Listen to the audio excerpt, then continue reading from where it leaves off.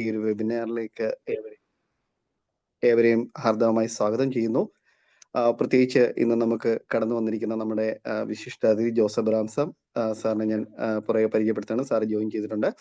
അതുപോലെ നമ്മുടെ വിവിധ മേഖലകളിൽ നിന്ന്, വിവിധ രാജ്യങ്ങളിൽ നിന്ന് ഇന്ന് ഈ ഒരു സുരക്ഷിത കുടിയേറ്റം എങ്ങനെ സാധ്യമാക്കാം എന്നുള്ള ഒരു വിഷയത്തിനെ പറ്റിയുള്ള ഈ ഒരു സെമിനാറിലേക്ക് കടന്നു വന്നിരിക്കുന്ന ഏവരെയും സ്വാഗതം ചെയ്യുക എന്നുള്ളതാണ് എന്നിൽ നിക്ഷിപ്തമായിരിക്കുന്ന കർത്തവ്യം. ആദ്യമേ തന്നെ എയിംനയുടെ പേട്രനായിരിക്കുന്ന, എയിംനയുടെ സ്ഥാപകനായിരിക്കുന്ന സിനു ജോൺ കറ്റാനം, അദ്ദേഹത്തിന്റെ ഒരു തിരക്കുള്ള സമയത്തും ഇന്നത്തെ ഈ ഒരു മീറ്റിംഗിൽ അദ്ദേഹം ജോയിൻ ചെയ്യുന്നുണ്ട്. അദ്ദേഹത്തെ ഹാർദവമായി സ്വാഗതം ചെയ്യുന്നു. എയിംനയുടെ ഒരു സ്ഥാപിത ലക്ഷ്യം എന്ന് പറയുന്നത് തന്നെ നേഴ്സുമാർ അനുഭവിക്കുന്ന ചൂഷണത്തെ എത്രത്തോളം റെഡ്യൂസ് ചെയ്യാൻ, നേഴ്സുമാരെ തന്നെ പ്രാപ്തമാക്കുക എന്നുള്ളതായിരുന്നു നമ്മുടെ ഒരു സ്ഥാപക ലക്ഷ്യം. ഇന്നും അതിനുവേണ്ടിയാണ് പല ഗ്രൂപ്പുകളിലൂടെയും പല കാര്യങ്ങളിലൂടെയും നമ്മൾ എത്തിച്ചുകൊണ്ടിരിക്കുന്നത്. അതുകൊണ്ട് തന്നെ അതിന് സിനുവിന്റെ ചിന്താബോധവും സിനുവിന്റെ പ്രവർത്തനങ്ങളും ഏറ്റവും വിലയേറിയതാണ്. സിനുവിനെ ഹാർദവമായിട്ട് തന്നെ ഇന്നത്തെ ഈ ഒരു മീറ്റിംഗിലേക്ക് സ്വാഗതം ചെയ്യുന്നു. അതോടൊപ്പം തന്നെ ഞങ്ങളുടെ സഹ അഡ്മിൻ ആയിരിക്കുന്ന മാർട്ടിൻ സെബാസ്റ്റ്യൻ, അദ്ദേഹത്തെയും ഈ ഒരു മീറ്റിംഗിലേക്ക് സ്വാഗതം ചെയ്യുന്നു. ഇന്ത്യൻ പ്രൊഫഷണൽ നഴ്സസ് അസോസിയേഷൻ നിങ്ങൾക്ക് പലർക്കും പരിചയമുള്ളതാണ്. നേഴ്സുമാരുടെ ഏത് പ്രശ്നത്തിലും കാര്യപ്രാപ്തിയുള്ള സ്റ്റെപ്പുകളിലൂടെ, കാര്യപ്രാപ്തിയുള്ള കാര്യങ്ങളിലൂടെ അവര് പല വിഷയങ്ങളെയും കോടതികളിൽ എത്തിക്കുവാനും അതിന് വ്യക്തമായ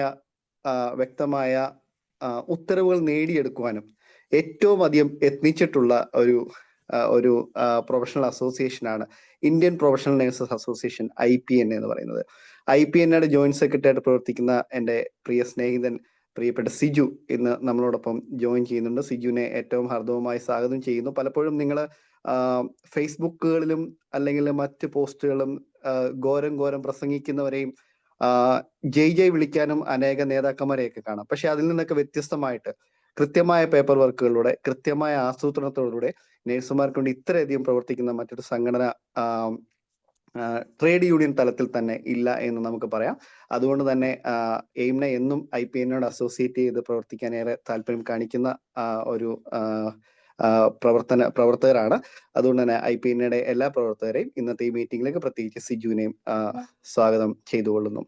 student nurses association of India, നമുക്കറിയാം ഇന്ത്യയിലെ നേഴ്സിംഗ് സ്റ്റുഡൻസിന്റെ പ്രൊഫഷണൽ അസോസിയേഷൻ ആണ് student nurses association of India. SNA Kerala state branch എന്നും ഇന്ത്യയുടെ മറ്റുള്ള സംസ്ഥാനങ്ങൾക്ക് ഏറെ മാതൃകരമായ പ്രവർത്തനങ്ങൾ നടത്തുന്ന സ്റ്റുഡന്റ് നഴ്സസ് അസോസിയേഷൻ ഇന്ന് ഈ ഒരു പ്രവർത്തനത്തിൽ എയിംനയോടൊപ്പം ചേർന്നതിൽ ഏറെ ചാരിതാർത്ഥ്യമുണ്ട്. ഒരു പഴയകാല പ്രവർത്തകൻ എന്ന നിലയിൽ എനിക്ക് ഏറെ അഭിമാനമുണ്ട്.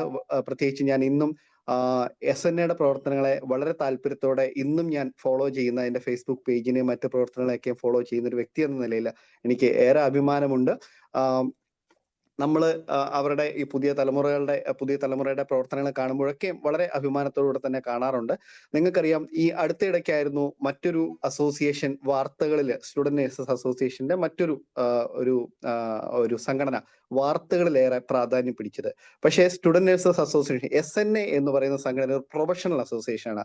അതുകൊണ്ട് തന്നെ എന്നും പ്രൊഫഷണൽ വേയിൽ, അതുകൊണ്ടാണ് മറ്റ് തലങ്ങളിലേക്ക് ഒരിക്കലും പോകാതെ, ഒരു പേരുദോഷവും കേൾപ്പിക്കാതെ എന്നും സ്റ്റുഡൻസിന് വേണ്ടി പ്രവർത്തിക്കുവാനായിട്ട് SNAക്ക് സാധിക്കുന്നത്. അതുകൊണ്ട് തന്നെ SNAയുടെ ഇന്ന് പ്രോഗ്രാം ചെയർപേഴ്സൺ ആയിരിക്കുന്ന അമൽ ഇന്ന് നമ്മളോടൊപ്പം ചേരുന്നുണ്ട്. അമലിനെ ഏറെ ഹാർദവമായി സ്വാഗതം ചെയ്തുകൊള്ളുന്നു. അതോടൊപ്പം മറ്റ് എക്സിക്യൂട്ടീവ്സും ജോയിൻ ചെയ്തിട്ടുണ്ടെന്നറിയാം. എല്ലാവരുടെയും പേര് പറഞ്ഞു പോകാനുള്ള സമയമില്ലാത്തതുകൊണ്ട് എല്ലാവരെയും ഒറ്റ വാക്കിൽ സ്വാഗതം ചെയ്യുന്നു. അതോടൊപ്പം തന്നെ പുതിയതായിട്ട് SNAയുടെ എക്സിക്യൂട്ടീവ്സ് ആയി തിരഞ്ഞെടുക്കപ്പെട്ടിരിക്കുന്ന എല്ലാ വ്യക്തികളെയും, നിങ്ങൾക്ക് കൂടുതൽ പ്രവർത്തനങ്ങൾ ചെയ്യുവാൻ നിങ്ങളെ ദൈവം സഹായിക്കട്ടെ എന്ന് ഞങ്ങളുടെ ആശംസകൾ അറിയിച്ചുകൊണ്ട് നിങ്ങളെയും ഈ മീറ്റിംഗിലേക്ക് സ്വാഗതം ചെയ്തുകൊള്ളുന്നു. Trained nurses association of India, TNAI, നിങ്ങൾക്കറിയാം പ്രൊഫഷണൽ ഓർഗനൈസേഷൻ ആണ്, നമ്മുടെ മദർ സംഘടനയാണ്. പലരും പല കാര്യങ്ങളും TNA കുറ്റം പറയാനുണ്ട്. എന്നാൽ TNA ആണ് നമ്മുടെ മിനിമം വേജസിന് വേണ്ടി ഏറ്റവും അധികം പ്രയത്നിച്ച് ആ ഒരു സുപ്രീം കോടതിയിൽ ആ ഒരു നിയമം അല്ലെങ്കിൽ നേടിയെടുക്കുവാനായിട്ട് IPN അതോടൊപ്പം തന്നെ ഉണ്ടായിരുന്നു. അതിന്റെ കഥകളിലേക്കൊക്കെ പോയി കഴിഞ്ഞാൽ നമുക്ക് ഒത്തിരി വിശദമായിട്ട് പറയേണ്ടി വരും. പക്ഷെ നിങ്ങൾ പലപ്പോഴും സോഷ്യൽ മീഡിയകളിലും പലപ്പോഴും മറ്റു തല തള്ളുകൾ മാത്രമേ നിങ്ങൾ കാണാറുള്ളൂ. പക്ഷെ TNAയുടെ യഥാർത്ഥ പ്രവർത്തനങ്ങൾ പലരും കാണാതെ പോകുന്നുണ്ട്. എന്നും SNA ഇത്രയധികം പ്രാപ്തരാക്കുന്ന TNA ആണ്. TNAയുടെ ആ ഒരു സംഘടനാ ബലവും ആ ഒരു ഗൈഡൻസും ഇല്ലാണ്ട് നമുക്ക് മുന്നോട്ട് പോകാൻ സാധിക്കത്തില്ല. അതുകൊണ്ട് തന്നെയാണ് SNAയുടെ അഡ്വൈസർ ആയിട്ട് എപ്പോഴും TNAയുടെ പ്രതിനിധി നിൽക്കുന്നത്. എനിക്ക് തോന്നുന്നു അൻസൽ മുല്ലശ്ശേരി സാർ ജോയിൻ ചെയ്തിട്ടുണ്ടെന്ന് തോന്നുന്നു. കേരള സ്റ്റുഡന്റ് നഴ്സസ് അസോസിയേഷന്റെ സ്റ്റേറ്റ് അഡ്വൈസർ ആയിരിക്കുന്ന അൻസൽ മുല്ലശ്ശേരി സാറിനെ ഞാൻ ഏറെ സ്നേഹത്തോടെ ഇന്നത്തെ ഒരു മീറ്റിംഗിലേക്ക് സ്വാഗതം ചെയ്യുന്നു. സ്വാഗത പ്രസംഗത്ത് ഞാൻ അധികം നീട്ടുന്നില്ല. അതുകൊണ്ട് തന്നെ ഞാൻ 1-2 ആശംസാ പ്രസംഗങ്ങൾക്ക് വേണ്ടി ഓരോരുത്തരെ ക്ഷണിച്ചുകൊള്ളട്ടെ. അധികം സമയം നീട്ടത്തില്ല. നമുക്ക് ഇന്ന് കേൾക്കാനുള്ളത് നമ്മുടെ ജോസ് എബ്രഹാം സാറിനെയാണ്. അദ്ദേഹത്തെ ക്ഷണിക്കുന്നതിന് മുമ്പായിട്ട് ഞാൻ മുഴുവനായിട്ട് അദ്ദേഹത്തെ പരിചയപ്പെടുത്തി തരാം. ആദ്യമേ ഞാൻ IPNAയുടെ ജോയിന്റ് സെക്രട്ടറി ആയിരിക്കുന്ന പ്രിയ സിജുവിനെ ഒരു ആശംസ നേരുവാനായിട്ട് സ്വാഗതം ചെയ്യുന്നു. Thank you Shani. ഇന്നത്തെ മീറ്റിംഗിന്റെ അധ്യക്ഷനും അതുപോലെ തന്നെ എയിംന ആഫ്രിക്ക യൂറോപ്പ് കോർഡിനേറ്ററുമായ പ്രിയ സുഹൃത്ത് ഷാനി ടി മാത്യു, അതുപോലെ തന്നെ ഇന്നത്തെ വെബിനാറിന്റെ കീനോട്ട് സ്പീക്കർ ആയിരിക്കുന്ന ഞാൻ ഏറെ ബഹുമാനിക്കുന്ന അഡ്വക്കേറ്റ് ജോസ് എബ്രഹാം സാറ്, എയിംനയുടെ ഫൗണ്ടറായിരിക്കുന്ന ശ്രീ സിനു ജോൺ കറ്റാനം, അതുപോലെ തന്നെ എയിംനയുടെ GCC countries coordinator Martin Sebastian, അതുപോലെ തന്നെ SNAയുടെ Kerala state branch chairperson Amal Varghese, മറ്റ് വിശിഷ്ട വ്യക്തികളൊക്കെ ഈ മീറ്റിംഗിൽ പങ്കെടുക്കുന്നു എന്ന് ഞാൻ വിചാരിക്കുന്നു. അവരുടെ പേരുകൾ എനിക്ക് അറിയില്ല. അതോടൊപ്പം തന്നെ ഈ വെബിനാറിൽ പങ്കെടുക്കുന്ന എല്ലാ നേഴ്സിംഗ് സുഹൃത്തുക്കൾക്കും എൻ്റെ വിനീതമായ നമസ്കാരം നേരുകയാണ്. ആദ്യം എയിംനെ കുറിച്ച് ആദ്യം തന്നെ 2 വാക്കുകൾ ഞാൻ സൂചിപ്പിക്കാൻ ആഗ്രഹിക്കുകയാണ്. നേഴ്സിംഗ് സമൂഹത്തിന് വേണ്ടി എയിംന എടുക്കുന്ന എഫേർട്ടുകൾ വളരെ നിസ്തുല്യമാണ്. അത് അഭിനന്ദനാർഹമാണ്. ഞാൻ ഒരു നേഴ്സിംഗ് സംഘടനാ പ്രതിനിധി എന്ന നിലയിൽ മറ്റുള്ള നേഴ്സിംഗ് സംഘടനകളുടെ അല്ലെങ്കിൽ നേഴ്സിംഗ് കൂട്ടായ്മകളുടെയൊക്കെ പ്രവർത്തനങ്ങളെ വളരെ സസൂക്ഷ്മം നിരീക്ഷിക്കാറുണ്ട്. അക്കൂട്ടത്തിൽ എയിംനയുടെ പ്രവർത്തനങ്ങൾ എനിക്ക് വളരെ എന്നെ ആകർഷിച്ച ഒരു കൂട്ടായ്മയാണ് എയിംന. എയിംന നേഴ്സിംഗ് സമൂഹത്തിന് വേണ്ടി ഒരുപാട് പ്രയോജനകരമാകുന്ന പ്രവർത്തനങ്ങൾ എയിംന ചെയ്തുകൊണ്ടിരിക്കുകയാണ്. ഞാൻ എയിംനെ കുറിച്ച് കൂടുതൽ പറയുന്നില്ല. നേഴ്സിംഗ് സമൂഹത്തിന് പ്രയോജനകരമാകുന്ന ഒട്ടനവധി മീറ്റിങ്ങുകളും ഒട്ടനവധി കാര്യങ്ങളുമാണ് എയിംന ഇന്ന് നടത്തിക്കൊണ്ടിരിക്കുന്നത്. അതിന് പ്രത്യേക അഭിനന്ദനം ഞാൻ നേരുകയാണ്. പ്രത്യേകിച്ച് എയിംനയുടെ എല്ലാ ഭാരവാഹികളെ ഞാൻ ഈ സമയത്ത് അഭിനന്ദിക്കുന്നു. നിങ്ങളുടെ മുന്നോട്ടുള്ള എല്ലാ പ്രവർത്തനങ്ങളിലും ഇന്ത്യൻ പ്രൊഫഷണൽ നേഴ്സ് അസോസിയേഷന്റെയും എല്ലാവിധ ഭാവങ്ങളും ഞാൻ നേരുകയാണ്. അതോടൊപ്പം തന്നെ ഇന്നത്തെ ഈ മീറ്റിംഗിന്റെ കീനോട്ട് സ്പീക്കറായിട്ട് വന്നിരിക്കുന്ന ഞാൻ ഏറെ ബഹുമാനിക്കുന്ന അഡ്വക്കേറ്റ് ജോസ് എബ്രഹാം സാറിനെ കുറിച്ച് കൂടി 2 വാക്ക് ഞാൻ സൂചിപ്പിച്ചിട്ട് എൻ്റെ കർത്തവ്യത്തിൽ നിന്ന് ഞാൻ വിരമിക്കാം. ഞാൻ ജോസ് എബ്രഹാം സാറിനെ കുറിച്ച് ഞാൻ പറയുമ്പോൾ എനിക്ക് 2009 മുതൽ സാറിനെ എനിക്ക് അടുത്തറിയാം. സാറിനെ കുറിച്ച് എനിക്ക് പറയാനാണെങ്കിൽ ഒട്ടനവധി കാര്യങ്ങളുണ്ട്. പക്ഷെങ്കിൽ രാജ്യത്തെ നേഴ്സിംഗ് സമൂഹത്തിന് വേണ്ടി ഇത്രയധികം നിയമ പോരാട്ടം നടത്തിയ വേറൊരാൾ ഇല്ല. ഒരു കാലത്ത് നേഴ്സിംഗ് സമൂഹത്തിന്റെ ശാപമായി നിലനിന്നിരുന്ന ബോണ്ട് സമ്പ്രദായം ഇല്ലാതാക്കുന്നതിന് ഉതകുന്ന വിധികൾ, അതുപോലെ തന്നെ വിധികൾ സുപ്രീം കോടതിയിൽ നിന്നും ഡൽഹി ഹൈക്കോടതിയിൽ നിന്നും ഒക്കെ നേടിയെടുക്കാൻ സാറിന് സാധിച്ചു. സാറിന്റെയൊക്കെ ആ പ്രവർത്തന ഫലം കൊണ്ടാണ് ഇന്ന് നേഴ്സിംഗ് സമൂഹം ഒരു വളരെ സ്വാതന്ത്ര്യത്തോടെ പല കാര്യങ്ങളിലും മുന്നോട്ട് പോകുന്നത്. ഇന്നും നേഴ്സിംഗ് സമൂഹത്തിന് വേണ്ടി സാർ എടുക്കുന്ന എഫേർട്ടുകൾ എനിക്കറിയാം. നിയമപരമായിട്ട് ഒട്ടനവധി പോരാട്ടങ്ങളിൽ ഇന്നും സാറ് നമുക്ക് വേണ്ടി നിലകൊള്ളുന്നുണ്ട്. സാറ് ഞങ്ങളുടെ നേഴ്സിംഗ് സമൂഹത്തിന് വേണ്ടി ചെയ്ത എല്ലാ പ്രവർത്തനങ്ങളെയും ഈ ഒരു സമയത്ത് ഞാൻ നന്ദിയോടെ ഓർക്കുകയാണ്.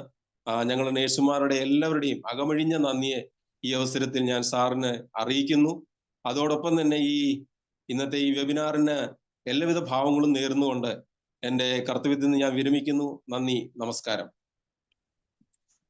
നന്ദി പ്രിയപ്പെട്ട Siju. Thank you. Student nurses അസോസിയേഷന്റെ ഇപ്പോഴത്തെ പ്രോഗ്രാം ചെയർപേഴ്സൺ ആയിരിക്കുന്ന പ്രിയപ്പെട്ട അമലിനെ ഈ ഒരു മീറ്റിങ്ങിന് ആശംസകൾ നേരുവാനായിട്ട് ഞാൻ ഏറെ സന്തോഷപൂർവ്വം സ്വാഗതം ചെയ്യുന്നു. Thank you sir. Student nursing association എല്ലാവർക്കും അറിയണ പോലെ student nursing association of India Kerala state branch മുൻ ചെയർപേഴ്സണാണ് ഞാൻ. കാരണം ഇന്നലെയായിരുന്നു ഈ ഒരു ഇയറിന്റെ ഇലക്ഷൻ കഴിഞ്ഞത്. അപ്പോൾ എൻ്റെ പേര് അമൽ വർഗീസ് എന്നാണ്. എനിക്ക് ഏറ്റവും കൂടുതൽ എടുത്തു പറയേണ്ട ഒരു കാര്യം എന്താണെന്ന് വെച്ചാൽ, ഈ കഴിഞ്ഞ ഒരു 2 മാസം മുമ്പ്, അതായത് കറക്റ്റ് പറഞ്ഞ ഫെബ്രുവരി 5, US മിലിറ്ററിയുടെ ഒരു എയർക്രാഫ്റ്റ് അമൃത്സർ പഞ്ചാബിൽ ലാൻഡ് ചെയ്തത് 104 ഇന്ത്യക്കാരെയും കൊണ്ടാണ്. അപ്പോൾ എങ്ങനെയാണ് ആ ഇന്ത്യക്കാരെ ആ ഒരു മിലിറ്ററി എയർക്രാഫ്റ്റിൽ കൊണ്ടുവന്നുള്ളത് പുതിയ നവമാധ്യമങ്ങളിലൊക്കെ ഭയങ്കരമായിട്ട് കത്തിക്കേറിയ ഒരു ടോപ്പിക് ആയിരുന്നു. കാരണം വിലങ്ങുകൾ ധരിപ്പിച്ചാണ് അവരെ കൊണ്ടുവന്നുള്ളത് ഭയങ്കര രീതിയിൽ ക്രിറ്റിസിസം ചെയ്തൊരു സംഭവമാണ്. അപ്പോൾ എത്രത്തോളം ഇമ്പോർട്ടൻ്റ് ആണ് ഈ സേഫ് എമിഗ്രേഷൻ എന്നുള്ള സംഭവം എല്ലാവർക്കും അറിയണ ഒരു കാര്യമാണ്. അതേപോലെ തന്നെ ഇനി കുറച്ചും കൂടി സ്റ്റാറ്റിസ്റ്റിക്സ് ആയിട്ടുള്ള കുറച്ച് കണക്കുകൾ നോക്കുമ്പോൾ Indian ministry of external affairs വെബ്സൈറ്റിൽ നമ്മളൊന്ന് ചെക്ക് ചെയ്ത് നമുക്കറിയാൻ പറ്റും, ഏകദേശം 3000-ലേറെ അൺരജിസ്റ്റേർഡ് ആയിട്ടുള്ള ഏജൻസിക്ക് എതിരായിട്ടുള്ള കംപ്ലൈൻറ്റ്സ് ഓൾറെഡി ഗവൺമെന്റ് ഓഫ് ഇന്ത്യയിൽ ഈ ഒരു വെബ്സൈറ്റിൽ നിങ്ങൾക്ക് ചെക്ക് ചെയ്ത് നിങ്ങൾക്ക് അറിയാൻ പറ്റും. അതുപോലെ നമ്മുടെ കൊച്ചു കേരളത്തേക്ക് നമ്മൾ ചിന്തിച്ചു കഴിഞ്ഞാൽ തന്നെ 208 കേരളത്തിൽ നിലനിൽക്കുന്ന ഏജൻസികൾക്കെതിരെ കംപ്ലൈന്റ് ലാസ്റ്റ് ഇയർ കേരള ഗവൺമെന്റിനും ലഭിച്ചിട്ടുണ്ട്. അപ്പോൾ ഇതിൽ നിന്നൊക്കെ ഒരു മനസ്സിലാക്കേണ്ട ഒരു കാര്യം, എന്തുകൊണ്ടാണ് ഈ ഒരു വെബിനാർ എത്രയും ഇമ്പോർട്ടൻ്റ് ആണ്. അത് മനസ്സിലാക്കിക്കൊണ്ടാണ് എപ്പോഴും വിദ്യാർത്ഥികൾക്ക് വേണ്ടി നിലനിൽക്കുന്ന, വിദ്യാർത്ഥികൾക്ക് വേണ്ടി എപ്പോഴും ശബ്ദം ഉയർത്തുന്ന സംഘടനയാണ് SNA.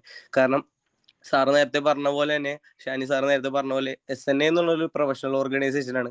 പാരന്റൽ ആയിട്ടുള്ള TNAയുടെ അണ്ടറിൽ വരുന്ന ഒരു അസോസിയേഷൻ ആണ്.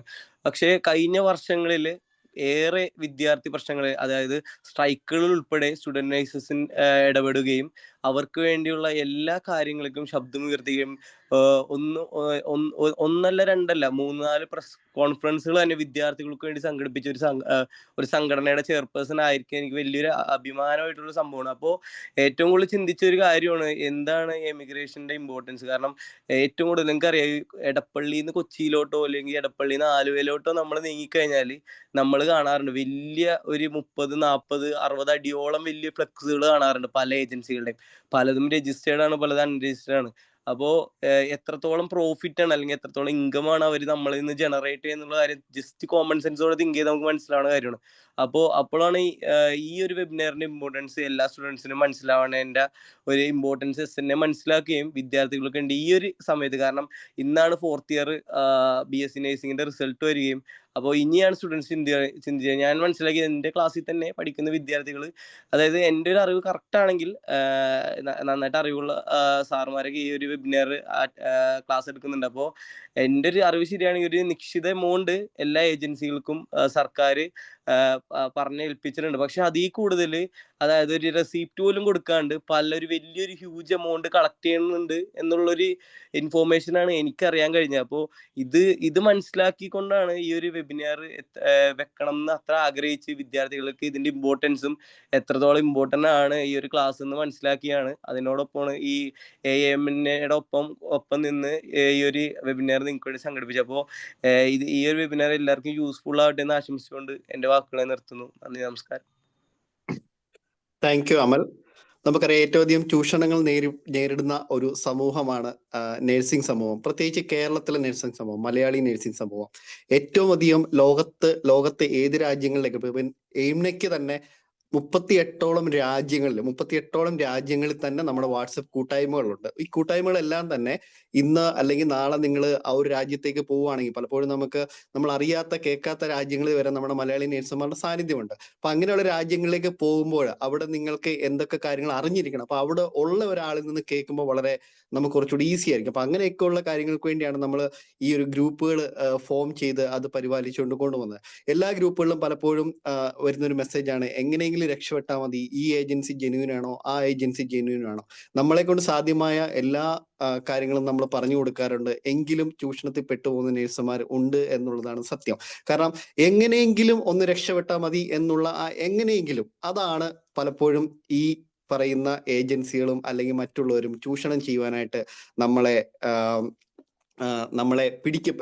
എടുക്കുന്നത്. അതുകൊണ്ട് തന്നെ ഈ ഒരു ചൂഷണത്തിൽ നിന്ന് എങ്ങനെ ഒഴിവാകാം എന്ന് ഞങ്ങൾക്ക് വളരെ നിർബന്ധമുണ്ട്. എന്നിട്ടും ഇന്ന് നമ്മൾ വളരെ അധികം കഷ്ടപ്പെട്ടിട്ടും നമുക്ക് 185ഓളം പാർട്ടിസിപ്പൻസ് ആണെന്നുള്ളത്. എനിവേ, അത്രയും പേർക്കെങ്കിലും ആവശ്യമുണ്ട്. നിങ്ങൾക്ക് ലഭിക്കുന്ന അറിവുകൾ നിങ്ങൾ മറ്റുള്ളവർക്ക് പറഞ്ഞു കൊടുക്കുക എന്നാണ് നമുക്കും പറയാൻ സാധിക്കുക. ഞാനും എൻ്റെ പൈസ പോയി അവൻ്റെയും കൂടെ പൈസ പോട്ടെ എന്നുള്ള ചിന്തയല്ല ഒരിക്കലും.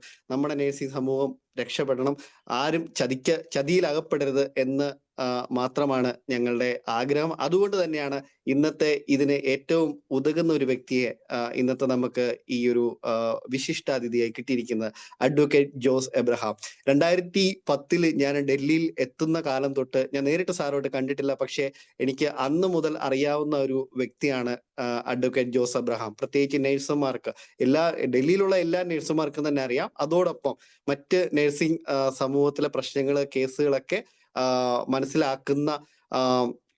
മനസ്സിലാക്കുന്ന മറ്റുള്ളവർക്കെല്ലാം ഈ ഒരു പേര് വളരെ സുപരിചിതമാണ്. ഒരു സമയത്ത് ഞങ്ങൾ പറഞ്ഞിട്ടുണ്ട്, ജോസ് സാർ ഒരു നേഴ്സും കൂടെ ആയിരുന്നെങ്കിൽ, അതായത് ഒരു അഡ്വക്കേറ്റും അതേസമയം നേഴ്സും കൂടെ ആയിരുന്നെങ്കിൽ. പക്ഷെ അദ്ദേഹം ഒരു നേഴ്സിനെ പോലെ തന്നെയാണ്. നേഴ്സുമാരുടെ എല്ലാ പ്രശ്നങ്ങളും അദ്ദേഹത്തിന് അറിയാം. നേഴ്സുമാർ അനുഭവിക്കുന്ന പ്രശ്നങ്ങളായിക്കോട്ടെ, നമ്മുടെ ജോലി സംബന്ധമായ കാര്യങ്ങളായിക്കോട്ടെ, എല്ലാം ഒരു നേഴ്സ് അറിയുന്നതിൽ ഉപരിയായിട്ട് സാർ പഠിച്ചു വെച്ചിട്ടുണ്ടെന്ന് എനിക്ക് കൃത്യമായിട്ട് അറിയാം. അതുകൊണ്ട് തന്നെ സാറിനെ പരിചയപ്പെടുത്തുന്നതിൽ ഏറെ ചാരിതാർത്ഥ്യമുണ്ട്. Jose Abraham is an advocate on record in the Supreme Court of India. He is the founding president of the NGO Pravasi Legal Cell. പ്രവാസി ലീഗൽ സെല്ല് നിങ്ങൾ പലപ്പോഴും ശ്രദ്ധിച്ചിട്ടുണ്ടാകും. ഏറ്റവും അധികം പ്രവാസത്തിലേക്ക് പോകുന്നവർക്ക് ഏറ്റവും അധികം പ്രയോജനം ചെയ്യുന്ന ഒരു NGO ആണ് പ്രവാസി legal cell. And he is the chairman pedia institute four training and research in social science, new Delhi. He is consultant and legal advisor to many reputed NGOs and educational institutions. Advocate Abraham has postgraduate degrees in both law and political science and is working currently on Indian migration laws as part of his PhD research. He is the author of Indian and Immigration Laws, Concerns and Remedies 2016, Safe Immigration 2018, Right to Information, Key to Open Democracy 2019, Sexual Abuse of Children, A Guide of Caring Adults 2019, Minority Rights 2021, Empowerment of Minorities, Educational Rights and NEP 2020, Foreign Contribution Regulation Act FCRA 2023. ഇത്രയധികം നിയമപരമായി ഏറ്റവും അധികം അടുത്തു നിൽക്കുന്ന ഒരു വ്യക്തി ഇന്ന് നമ്മളോട് സംസാരിക്കാനായിട്ട് കടന്നു വന്നിരിക്കുകയാണ്. സാറിനെ ഏറ്റവും അഭിമാനത്തോടെ, ഏറ്റവും ആവേശത്തോടെ ഇന്നത്തെ ഈ ഒരു മീറ്റിംഗിന്റെ കീനോട്ട് അഡ്രസ്സിന് വേണ്ടി സ്വാഗതം ചെയ്യുന്നു. നമസ്കാരം. സുരക്ഷിത കുടിയേറ്റം എന്ന ഈ വെബിനാർ, ഈ യോഗത്തിൽ സ്വാഗതം ആശംസിച്ച ശ്രീ ഷാനി ടി മാത്യു, ഈ സംഘടനയുടെ അമരക്കാരൻ, എൻ്റെ സുഹൃത്തുമായ ശ്രീ സിനു ജോൺ കറ്റാനം, നേഴ്സുമാരുടെ റൈറ്റ്സിനു വേണ്ടി മുന്നണി പോരാളിയായി എന്നും നിലകൊള്ളുന്ന ശ്രീ സിജു തോമസ്, അമൽ വർഗീസ്, മാർട്ടിൻ സെബാസ്റ്റ്യൻ, എന്നെ കേൾക്കുന്ന പ്രിയ സുഹൃത്തുക്കളെ, ആമുഖ പ്രഭാഷണത്തിൽ ഒരു കാര്യം ശ്രീ അമൽ സൂചിപ്പിക്കുകയുണ്ടായി. ഏതാനും ദിവസങ്ങൾക്ക് മുമ്പ് 100-ലധികം വരുന്ന ഇന്ത്യക്കാർ അമേരിക്കയിൽ നിന്നും വിലങ്ങ് വെച്ചുകൊണ്ട് ഇന്ത്യയിലേക്ക് ഡിപ്പോർട്ട് ചെയ്യപ്പെട്ട ഒരു കാര്യം. അപ്പൊ എന്താണ് ഈ ഒരു ഡിപ്പോർട്ടേഷന്റെ അടിസ്ഥാനപരമായ കാരണം എന്ന് ചോദിച്ചാൽ തീർച്ചയായിട്ടും അത് തന്നെയാണ് നമ്മുടെ ഇന്നത്തെ ഈ വെബിനാറിന്റെ ടോപ്പിക്, സേഫ് എമിഗ്രേഷൻ, സുരക്ഷിത കുടിയേറ്റം. വളരെ നാളുകളായി നമ്മൾ എല്ലാ ദിവസവും പത്രം എടുത്തു നോക്കിക്കഴിഞ്ഞാൽ ചുരുങ്ങിയത് ഒരു വാർത്തയെങ്കിലും വിദേശ രാജ്യത്തേക്ക് തൊഴിൽ തേടുന്ന, അതുമായിട്ട് ബന്ധപ്പെട്ട തൊഴിൽ തട്ടിപ്പുമായിട്ട് ബന്ധപ്പെട്ട ഒരു വാർത്ത പോലും ഇല്ലാത്ത ഒരു ദിവസം പോലും ഞാൻ കാണാറില്ല. അപ്പൊ അത് തന്നെയാണ് ഈ ഒരു വിഷയത്തിന്റെ പ്രസക്തിയും. അതിൽ ഏറ്റവും കൂടുതൽ തട്ടിപ്പിന് ഇരയാക്കപ്പെടുന്ന ഒരു വിഭാഗം നമ്മുടെ നേഴ്സുമാർ തന്നെയാണ്. അപ്പൊ എന്തുകൊണ്ടാണ് ഇത്ര വ്യാപകമായ രീതിയിൽ നമ്മുടെ നേഴ്സുമാരും അതുപോലെ തന്നെ മറ്റ് തൊഴിൽ തേടി പോകുന്ന ആളുകളും ഈ തൊഴിൽ തട്ടിപ്പിന് ഇരയാകുന്നത് എന്നുള്ളത് തന്നെയാണ് ഈ ഒരു വിഷയത്തിന്റെ പ്രസക്തി. നമുക്കറിയാം, ഇന്ത്യയിൽ നിന്നും ഒരാൾ വിദേശത്തേക്ക് തൊഴിൽ തേടി പോകുന്നതുമായി ബന്ധപ്പെട്ട് ഇന്ത്യയിൽ ഒരു നിയമമുണ്ട്. ആ നിയമം ഇന്ത്യൻ കുടിയേറ്റ നിയമം 1983, ഇന്ത്യൻ എമിഗ്രേഷൻ ആക്ട് 1983 എന്ന് പറയുന്ന ഒരു നിയമമാണ് ഈ ഒരു വിഷയത്തിൽ അടിസ്ഥാനപരമായ ഒരു നിയമം എന്ന് പറയുന്നത്. ഈ നിയമത്തെക്കുറിച്ച് അഭിഭാഷകർക്ക് പോലും കൃത്യമായ ധാരണയില്ല എന്നുള്ളത് ഒരു വസ്തുതയാണ്. അത് തന്നെയാണ് അഭിഭാഷകർക്കോ അല്ലെങ്കിൽ ഈ ലോ എൻഫോഴ്സ്മെന്റ് ഏജൻസി, അത് പോലീസുകാരും ഉൾപ്പെടെയുള്ള ആളുകൾക്ക് ഈ ഒരു നിയമത്തെക്കുറിച്ച് കൃത്യമായ ധാരണയില്ലാത്തത് അതൊരു വാസ്തവമാണ്. അത് കൂടാതെ തന്നെ ഈ നിയമത്തെക്കുറിച്ച് ഏറ്റവും കൂടുതൽ അറിഞ്ഞിരിക്കേണ്ട ആളുകൾ വിദേശ രാജ്യത്തേക്ക് തൊഴിൽ തേടി പോകേണ്ട ആളുകളുമാണ്. അവർക്കും ഈ നിയമത്തെക്കുറിച്ച് കൃത്യമായ ധാരണയില്ലാത്തതാണ് ഈ തൊഴിൽ ചൂഷണം അല്ലെങ്കിൽ തൊഴിൽ ചൂഷണം എന്നൊരു ആസ്പെക്ട്, അതായത് തൊഴിൽ തട്ടിപ്പ് കേസുകൾ ഇത്രയധികം വർദ്ധിക്കുന്നതിനുള്ള ഒരു പ്രധാനപ്പെട്ട കാരണമെന്ന് പറയുന്നത് ഈ നിയമത്തെക്കുറിച്ചും ഈ നിയമം വിഭാവനം ചെയ്യുന്ന കുറച്ച് ഏജൻസീസ് ഉണ്ട് ഈ എമിഗ്രേഷനുമായിട്ട് ബന്ധപ്പെട്ട്, അതിനെക്കുറിച്ചൊക്കെ ഉള്ള അജ്ഞതയാണ്. ഇപ്പോൾ ഇന്നത്തെ ഈ ഒരു വെബിനാറിൽ കൂടെ നമുക്ക് ഈ നിയമത്തിന്റെ ഒന്ന് രണ്ട് പ്രധാനപ്പെട്ട കാര്യങ്ങൾ നമുക്കൊന്ന് മനസ്സിലാക്കാനായിട്ട് ശ്രമിക്കാം. ഈ 1983 കുടിയേറ്റ നിയമം പറയുന്നതനുസരിച്ച് വിദേശ രാജ്യത്തേക്ക് തൊഴിൽ തേടി പോകുന്നതിന് പ്രധാനമായും രണ്ട് സോഴ്സസ് ആണ് ഉള്ളത്. ഒന്ന് ഈ ഡയറക്റ്റ് റിക്രൂട്ട്മെന്റ് എന്ന് പറയും, അതായത് വിദേശത്തുള്ള തൊഴിൽ ദാതാക്കൾ അവർ ഇന്ത്യൻ എംബസിയുടെ സഹായത്തോടെ അല്ലെങ്കിൽ ഇന്ത്യൻ എംബസിയുടെ മേൽനോട്ടത്തിൽ നടത്തുന്ന ഡയറക്റ്റ് റിക്രൂട്ട്മെന്റ് എന്ന് പറയുന്ന ഒരു ടൈപ്പ് ഓഫ് റിക്രൂട്ട്മെന്റും, ബാക്കി രണ്ടാമത് വരുന്ന, അതായത് 90% വരുന്ന റിക്രൂട്ട്മെന്റ് എന്ന് പറയുന്നത് അത് റിക്രൂട്ട്മെന്റ് ഏജൻസികൾ മുഖാന്തരം നടക്കുന്ന റിക്രൂട്ട്മെന്റ് ആണ്. ഈ രണ്ട് രീതിയിലുള്ള റിക്രൂട്ട്മെന്റ് ആണ് പ്രധാനമായും നമ്മൾ കണ്ടുവരുന്നത്. അല്ലെങ്കിൽ ഈ നിയമം പറയുന്ന അനുസരിച്ച് രണ്ട് രീതിയിലാണ് റിക്രൂട്ട്മെന്റ്സ് നടത്തുക. അപ്പൊ അതിൽ ഏറ്റവും ലയൺ പോർഷൻ എന്ന് പറയുന്നത് റിക്രൂട്ട്മെന്റ് ഏജൻസി മുഖാന്തരമാണ്. ഈ നിയമം കൃത്യമായിട്ട് പറയുന്നു എല്ലാ ഏജൻസികളും ഈ നിയമം അനുസരിച്ച് രജിസ്റ്റർ ചെയ്ത് വേണം പ്രവർത്തിക്കാനായിട്ട്. രജിസ്റ്റർ ചെയ്യുന്നതിനായിട്ട് ഈ നിയമത്തിൽ ഒരു അതോറിറ്റിയെ നോട്ടിഫൈ ചെയ്തിട്ടുണ്ട്. ആ അതോറിറ്റിയുടെ പേരാണ് protector general of emigrants, PGE. ഈ പ്രൊട്ടക്ടർ ജനറൽ ഓഫ് എമിഗ്രൻസ് എന്ന് പറയുന്ന ഈ അതോറിറ്റി, അത് ഡൽഹിയിലാണ് ആ ഉദ്യോഗസ്ഥൻ. മിനിസ്ട്രി ഓഫ് എക്സ്റ്റേണൽ അഫയേഴ്സിന്റെ കീഴിലാണ് ഈ പ്രൊട്ടക്ടർ ജനറൽ ഓഫ് എമിഗ്രൻസ് പ്രവർത്തിക്കുക. ആ ഓഫീസിൽ നിന്നാണ് എല്ലാ ഏജൻസികളും അവരുടെ രജിസ്ട്രേഷൻ സർട്ടിഫിക്കറ്റ് എടുക്കേണ്ടത്. രജിസ്റ്റർ ചെയ്തിട്ടുള്ള ഏജൻസികൾക്കാണ് വിദേശത്തേക്ക് തൊഴിൽ തേടി പോകുന്നതിനായിട്ട് ആളുകളെ റിക്രൂട്ട് ചെയ്യുന്നതിനുള്ള അധികാരമുള്ള അത് ചെയ്യാനായിട്ട് ഈ പ്രൊട്ടക്ടർ ജനറൽ ഓഫ് എമിഗ്രൻസിൽ നിന്നാണ് ഈ ലൈസൻസ് തേടേണ്ടത്. ഈ പ്രൊട്ടക്ടർ ജനറൽ ഓഫ് എമിഗ്രൻസിന്റെ കീഴിൽ പ്രൊട്ടക്ടേഴ്സ് ഓഫ് എമിഗ്രൻസ് എന്ന് പറയുന്ന ഒരു ഓഫീസ് കൂടെ ഉണ്ട്. അത് ഈ protector general of emigrants PGE ഡൽഹിയിലാണ് പ്രവർത്തിക്കുന്നതെങ്കിലും ഈ പ്രൊട്ടക്ടേഴ്സ് ഓഫ് എമിഗ്രൻസ് രാജ്യത്തിന്റെ വിവിധ ഭാഗങ്ങളിലായിട്ട് അവർക്ക് ഓഫീസുണ്ട്. 12ഓളം പ്രൊട്ടക്ടേഴ്സ് ഓഫ് എമിഗ്രൻസ് ആണ് ഇപ്പോൾ ഉള്ളത്. അതിൽ 2 ഓഫീസ് കേരളത്തിൽ തിരുവനന്തപുരത്തും കൊച്ചിയിലും പ്രൊട്ടക്ടേഴ്സ് ഓഫ് എമിഗ്രൻസ് എന്ന് പറയുന്ന ഉദ്യോഗസ്ഥനുണ്ട്. അപ്പൊ ഇവർക്കാണ് ഈ റിക്രൂട്ട്മെന്റുമായിട്ട് ബന്ധപ്പെട്ട ഏതെങ്കിലും രീതിയിലുള്ള പരാതികൾ ഉണ്ടായിക്കഴിഞ്ഞാൽ പരാതി കൊടുക്കാനായിട്ടുള്ള, അല്ലെങ്കിൽ ആ പരാതിയിൽ അന്വേഷിച്ച് വേണ്ട നടപടി എടുക്കാനായിട്ടുള്ള ഉദ്യോഗസ്ഥർ എന്ന് പറയുന്നത് ഈ പ്രൊട്ടക്ടർ ജനറൽ ഓഫ് എമിഗ്രൻസും അതിന്റെ കീഴിൽ വരുന്ന പ്രൊട്ടക്ടേഴ്സ് ഓഫ് എമിഗ്രൻസുമാണ്. നമുക്കറിയാം പലപ്പോഴും നമ്മുടെ ആളുകൾക്ക് ഉണ്ടാകുന്ന ഒരു പ്രശ്നം, അവര് വിദേശ രാജ്യത്തേക്ക് തൊഴിൽ തേടി പോകുമ്പോൾ ഇത് രജിസ്റ്റേർഡ് ഏജൻസി ആണോ എന്ന് പലർക്കും അറിയില്ല. കാരണം ഈ പേര് കേൾക്കുമ്പോൾ ഇത് രജിസ്റ്റേർഡ് ആണോ അൺരജിസ്റ്റേർഡ് ആണോ സബ് ഏജന്റ് ആണോ എന്നുള്ളൊരു കൺസേൺ എപ്പോഴും വരാറുണ്ട്. ഏറ്റവും ആദ്യം ഉറപ്പുവരുത്തേണ്ടത് ഈ ഏജൻസി രജിസ്റ്റേർഡ് ആണോ എന്നുള്ളതാണ്. അപ്പൊ രജിസ്റ്റേർഡ് ആണോ, ഒരു ഏജൻസി രജിസ്റ്റേർഡ് ആണോ എന്നുള്ളത് ഉറപ്പുവരുത്താനായിട്ട് നമ്മൾ തീർച്ചയായിട്ടും ഏജൻസിയോട് തന്നെ ഒരു പ്രപ്പോസൽ വരുന്ന സമയത്ത് രജിസ്റ്റേർഡ് ആണോ, നിങ്ങളുടെ രജിസ്ട്രേഷൻ നമ്പർ എന്താണെന്നുള്ള കാര്യം, അല്ലെങ്കിൽ അവരുടെ രജിസ്ട്രേഷൻ സർട്ടിഫിക്കറ്റ് നമുക്ക് ചോദിക്കാവുന്നതാണ്.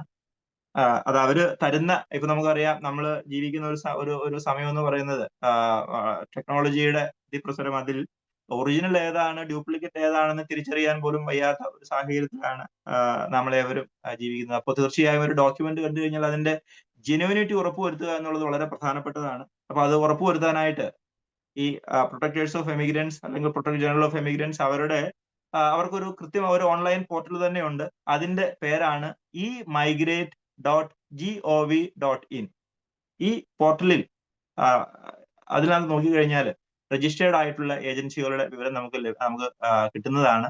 അതുകൂടാതെ തന്നെ ഈ എമിഗ്രേഷനുമായിട്ട് ബന്ധപ്പെട്ട് ഏതെങ്കിലും രീതിയിലുള്ള ഫ്രോഡുലന്റ് ആയിട്ടുള്ള ആക്ടിവിറ്റീസ് കാണിക്കുന്ന സാഹചര്യത്തിൽ അല്ലെങ്കിൽ പല രീതിയിലുള്ള പരാതികൾ കിട്ടുന്ന സാഹചര്യത്തിൽ അത്തരം കമ്പനികളെ ബ്ലാക്ക് ലിസ്റ്റിൽ ഉൾപ്പെടുത്തുന്ന ഒരു രീതിയും കണ്ടുവരുന്നുണ്ട്. അപ്പൊ അതിന്റെ ബ്ലാക്ക് ലിസ്റ്റിൽപ്പെട്ട കമ്പനികളുടെ പേരും ഈ പറഞ്ഞ വെബ് പോർട്ടൽ www.emigrate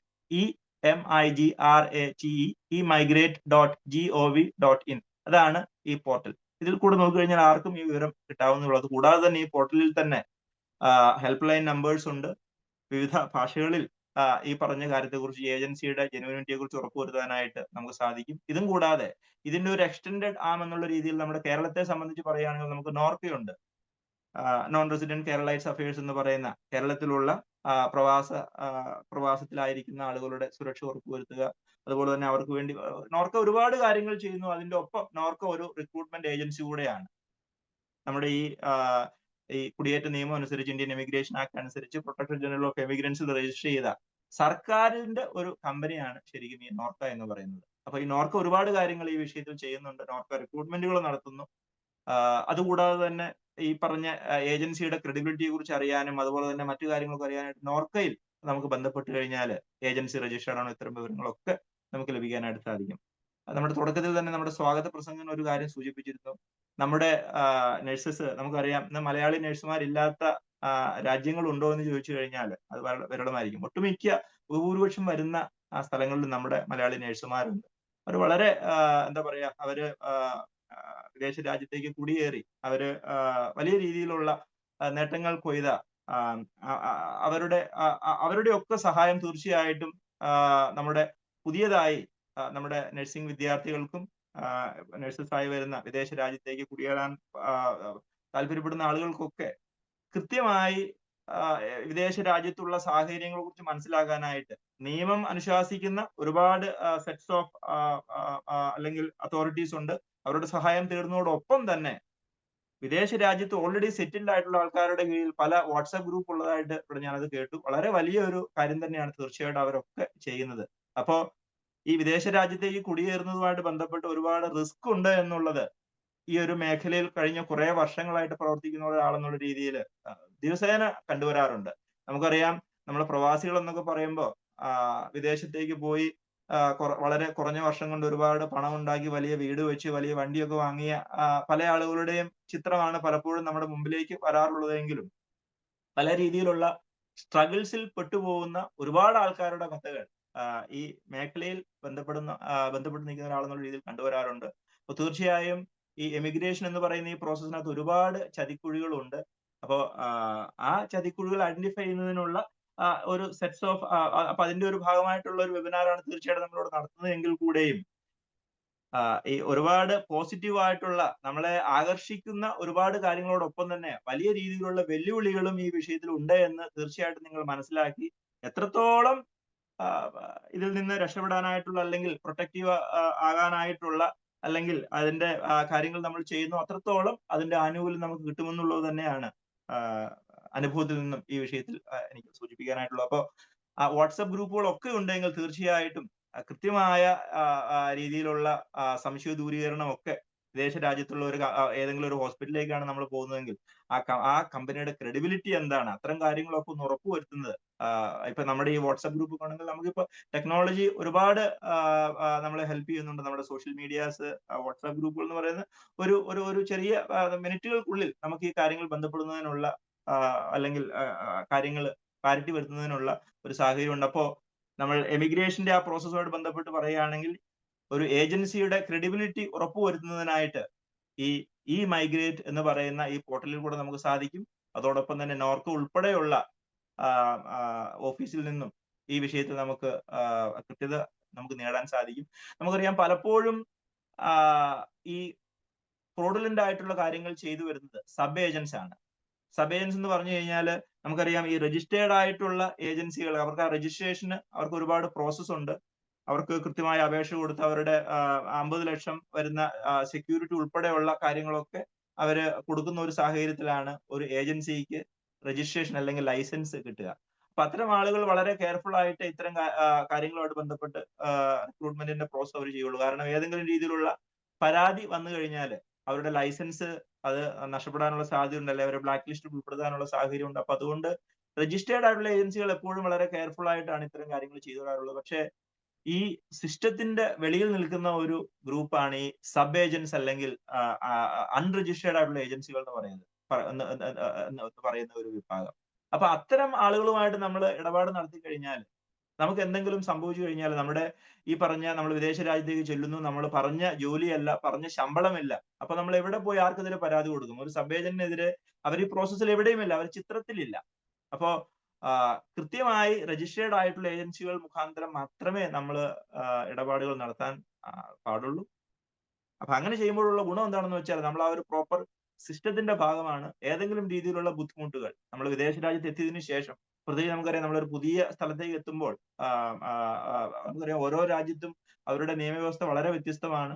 ഒരു വിദേശ രാജ്യത്ത് പോയി നിയമ നടപടി സ്വീകരിക്കുക എന്നുള്ളത് എളുപ്പമല്ല. നമുക്ക് ഇന്ത്യയിൽ തന്നെ നിന്ന് ഇവിടെ തന്നെ ഒരു ജോലിയുടെ ഭാഗമായിട്ട് ഒരു കോർട്ട് കേസും ലേബർ കോർട്ട് കേസൊക്കെ വരിക എന്ന് പറയുന്നത് ഇവിടെ തന്നെ വളരെ വിഷമമുള്ള ഒരു കാര്യമാണ്.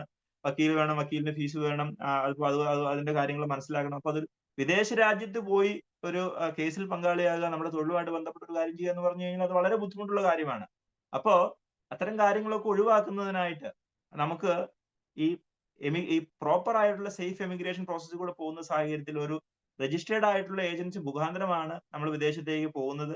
അപ്പൊ അതിന്റെ ഭാഗമായിട്ട് നമ്മൾ വിദേശത്ത് ചെല്ലുമ്പോൾ നമുക്ക് ഇവിടെ നിന്ന് പറഞ്ഞ ജോലിയല്ല കിട്ടുന്നത്, അല്ലെങ്കിൽ നമ്മുടെ ജോബ് കണ്ടീഷൻസിനകത്ത് എന്തെങ്കിലും വ്യത്യാസം ഉണ്ടെങ്കിൽ, ഡെസിഗ്നേഷനകത്ത് വ്യത്യാസം ഉണ്ടെങ്കിൽ, തീർച്ചയായിട്ടും നമ്മുടെ ഏജൻസിക്കെതിരെ നമുക്ക് ഈ പറഞ്ഞ പ്രൊട്ടക്ടർ ജനറൽ ഓഫ് എമിഗ്രൻസിലോ അല്ലെങ്കിൽ പ്രൊട്ടക്ടേഴ്സ് ഓഫ് എമിഗ്രൻസ് പരാതി കൊടുത്തു കഴിഞ്ഞാൽ അവർ അതിനകത്ത് വേണ്ട നടപടി സ്വീകരിക്കാനുള്ള അത് അവരുടെ ബാധ്യതയാണ്.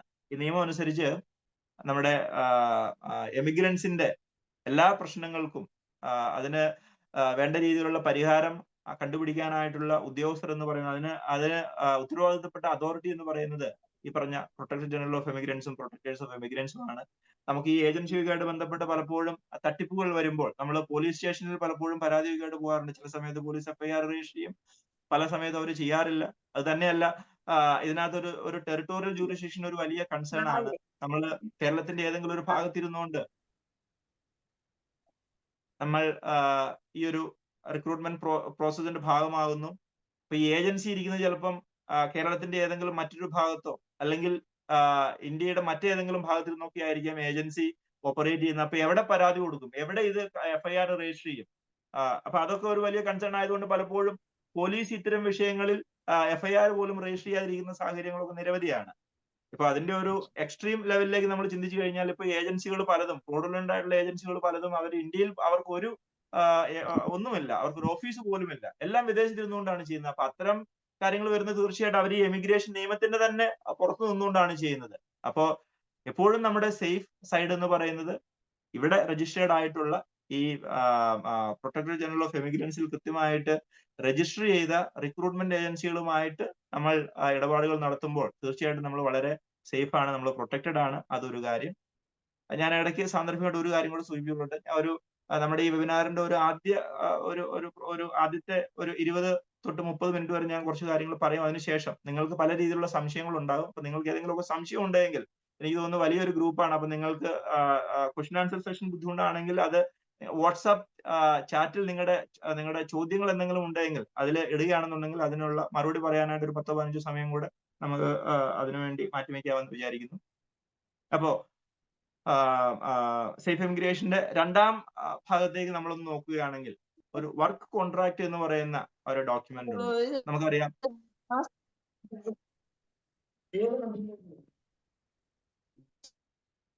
എനിക്ക് തോന്നുന്നു മറ്റുള്ളവർ അവരുടെ മൈക്ക് ഒന്ന് മ്യൂട്ട് ചെയ്ത് വെച്ചാൽ നമുക്ക് വളരെ സുഗമമായിട്ട് ഈ വെബിനാർ മുമ്പോട്ട് കൊണ്ടുപോകാമെന്ന് വിചാരിക്കും. യെസ്, വർക്ക് കോൺട്രാക്ട്, തൊഴിൽ കരാർ. നമുക്കറിയാം, നമ്മൾ ഇന്ത്യയിൽ തന്നെ ആയിരിക്കുമ്പോൾ ഏതെങ്കിലും ഒരു ജോലിക്ക് നമ്മൾ ശ്രമിക്കുന്ന സമയത്ത്, ഒരു ജോലി കിട്ടുന്ന സാഹചര്യത്തിൽ എംപ്ലോയർ ആൻഡ് എംപ്ലോയി രണ്ട് കക്ഷികളാണ് ഈ ഒരു തൊഴിലുമായിട്ട് ബന്ധപ്പെട്ട ഒരു രണ്ട് വിഭാഗം എന്ന് പറയുന്നത്.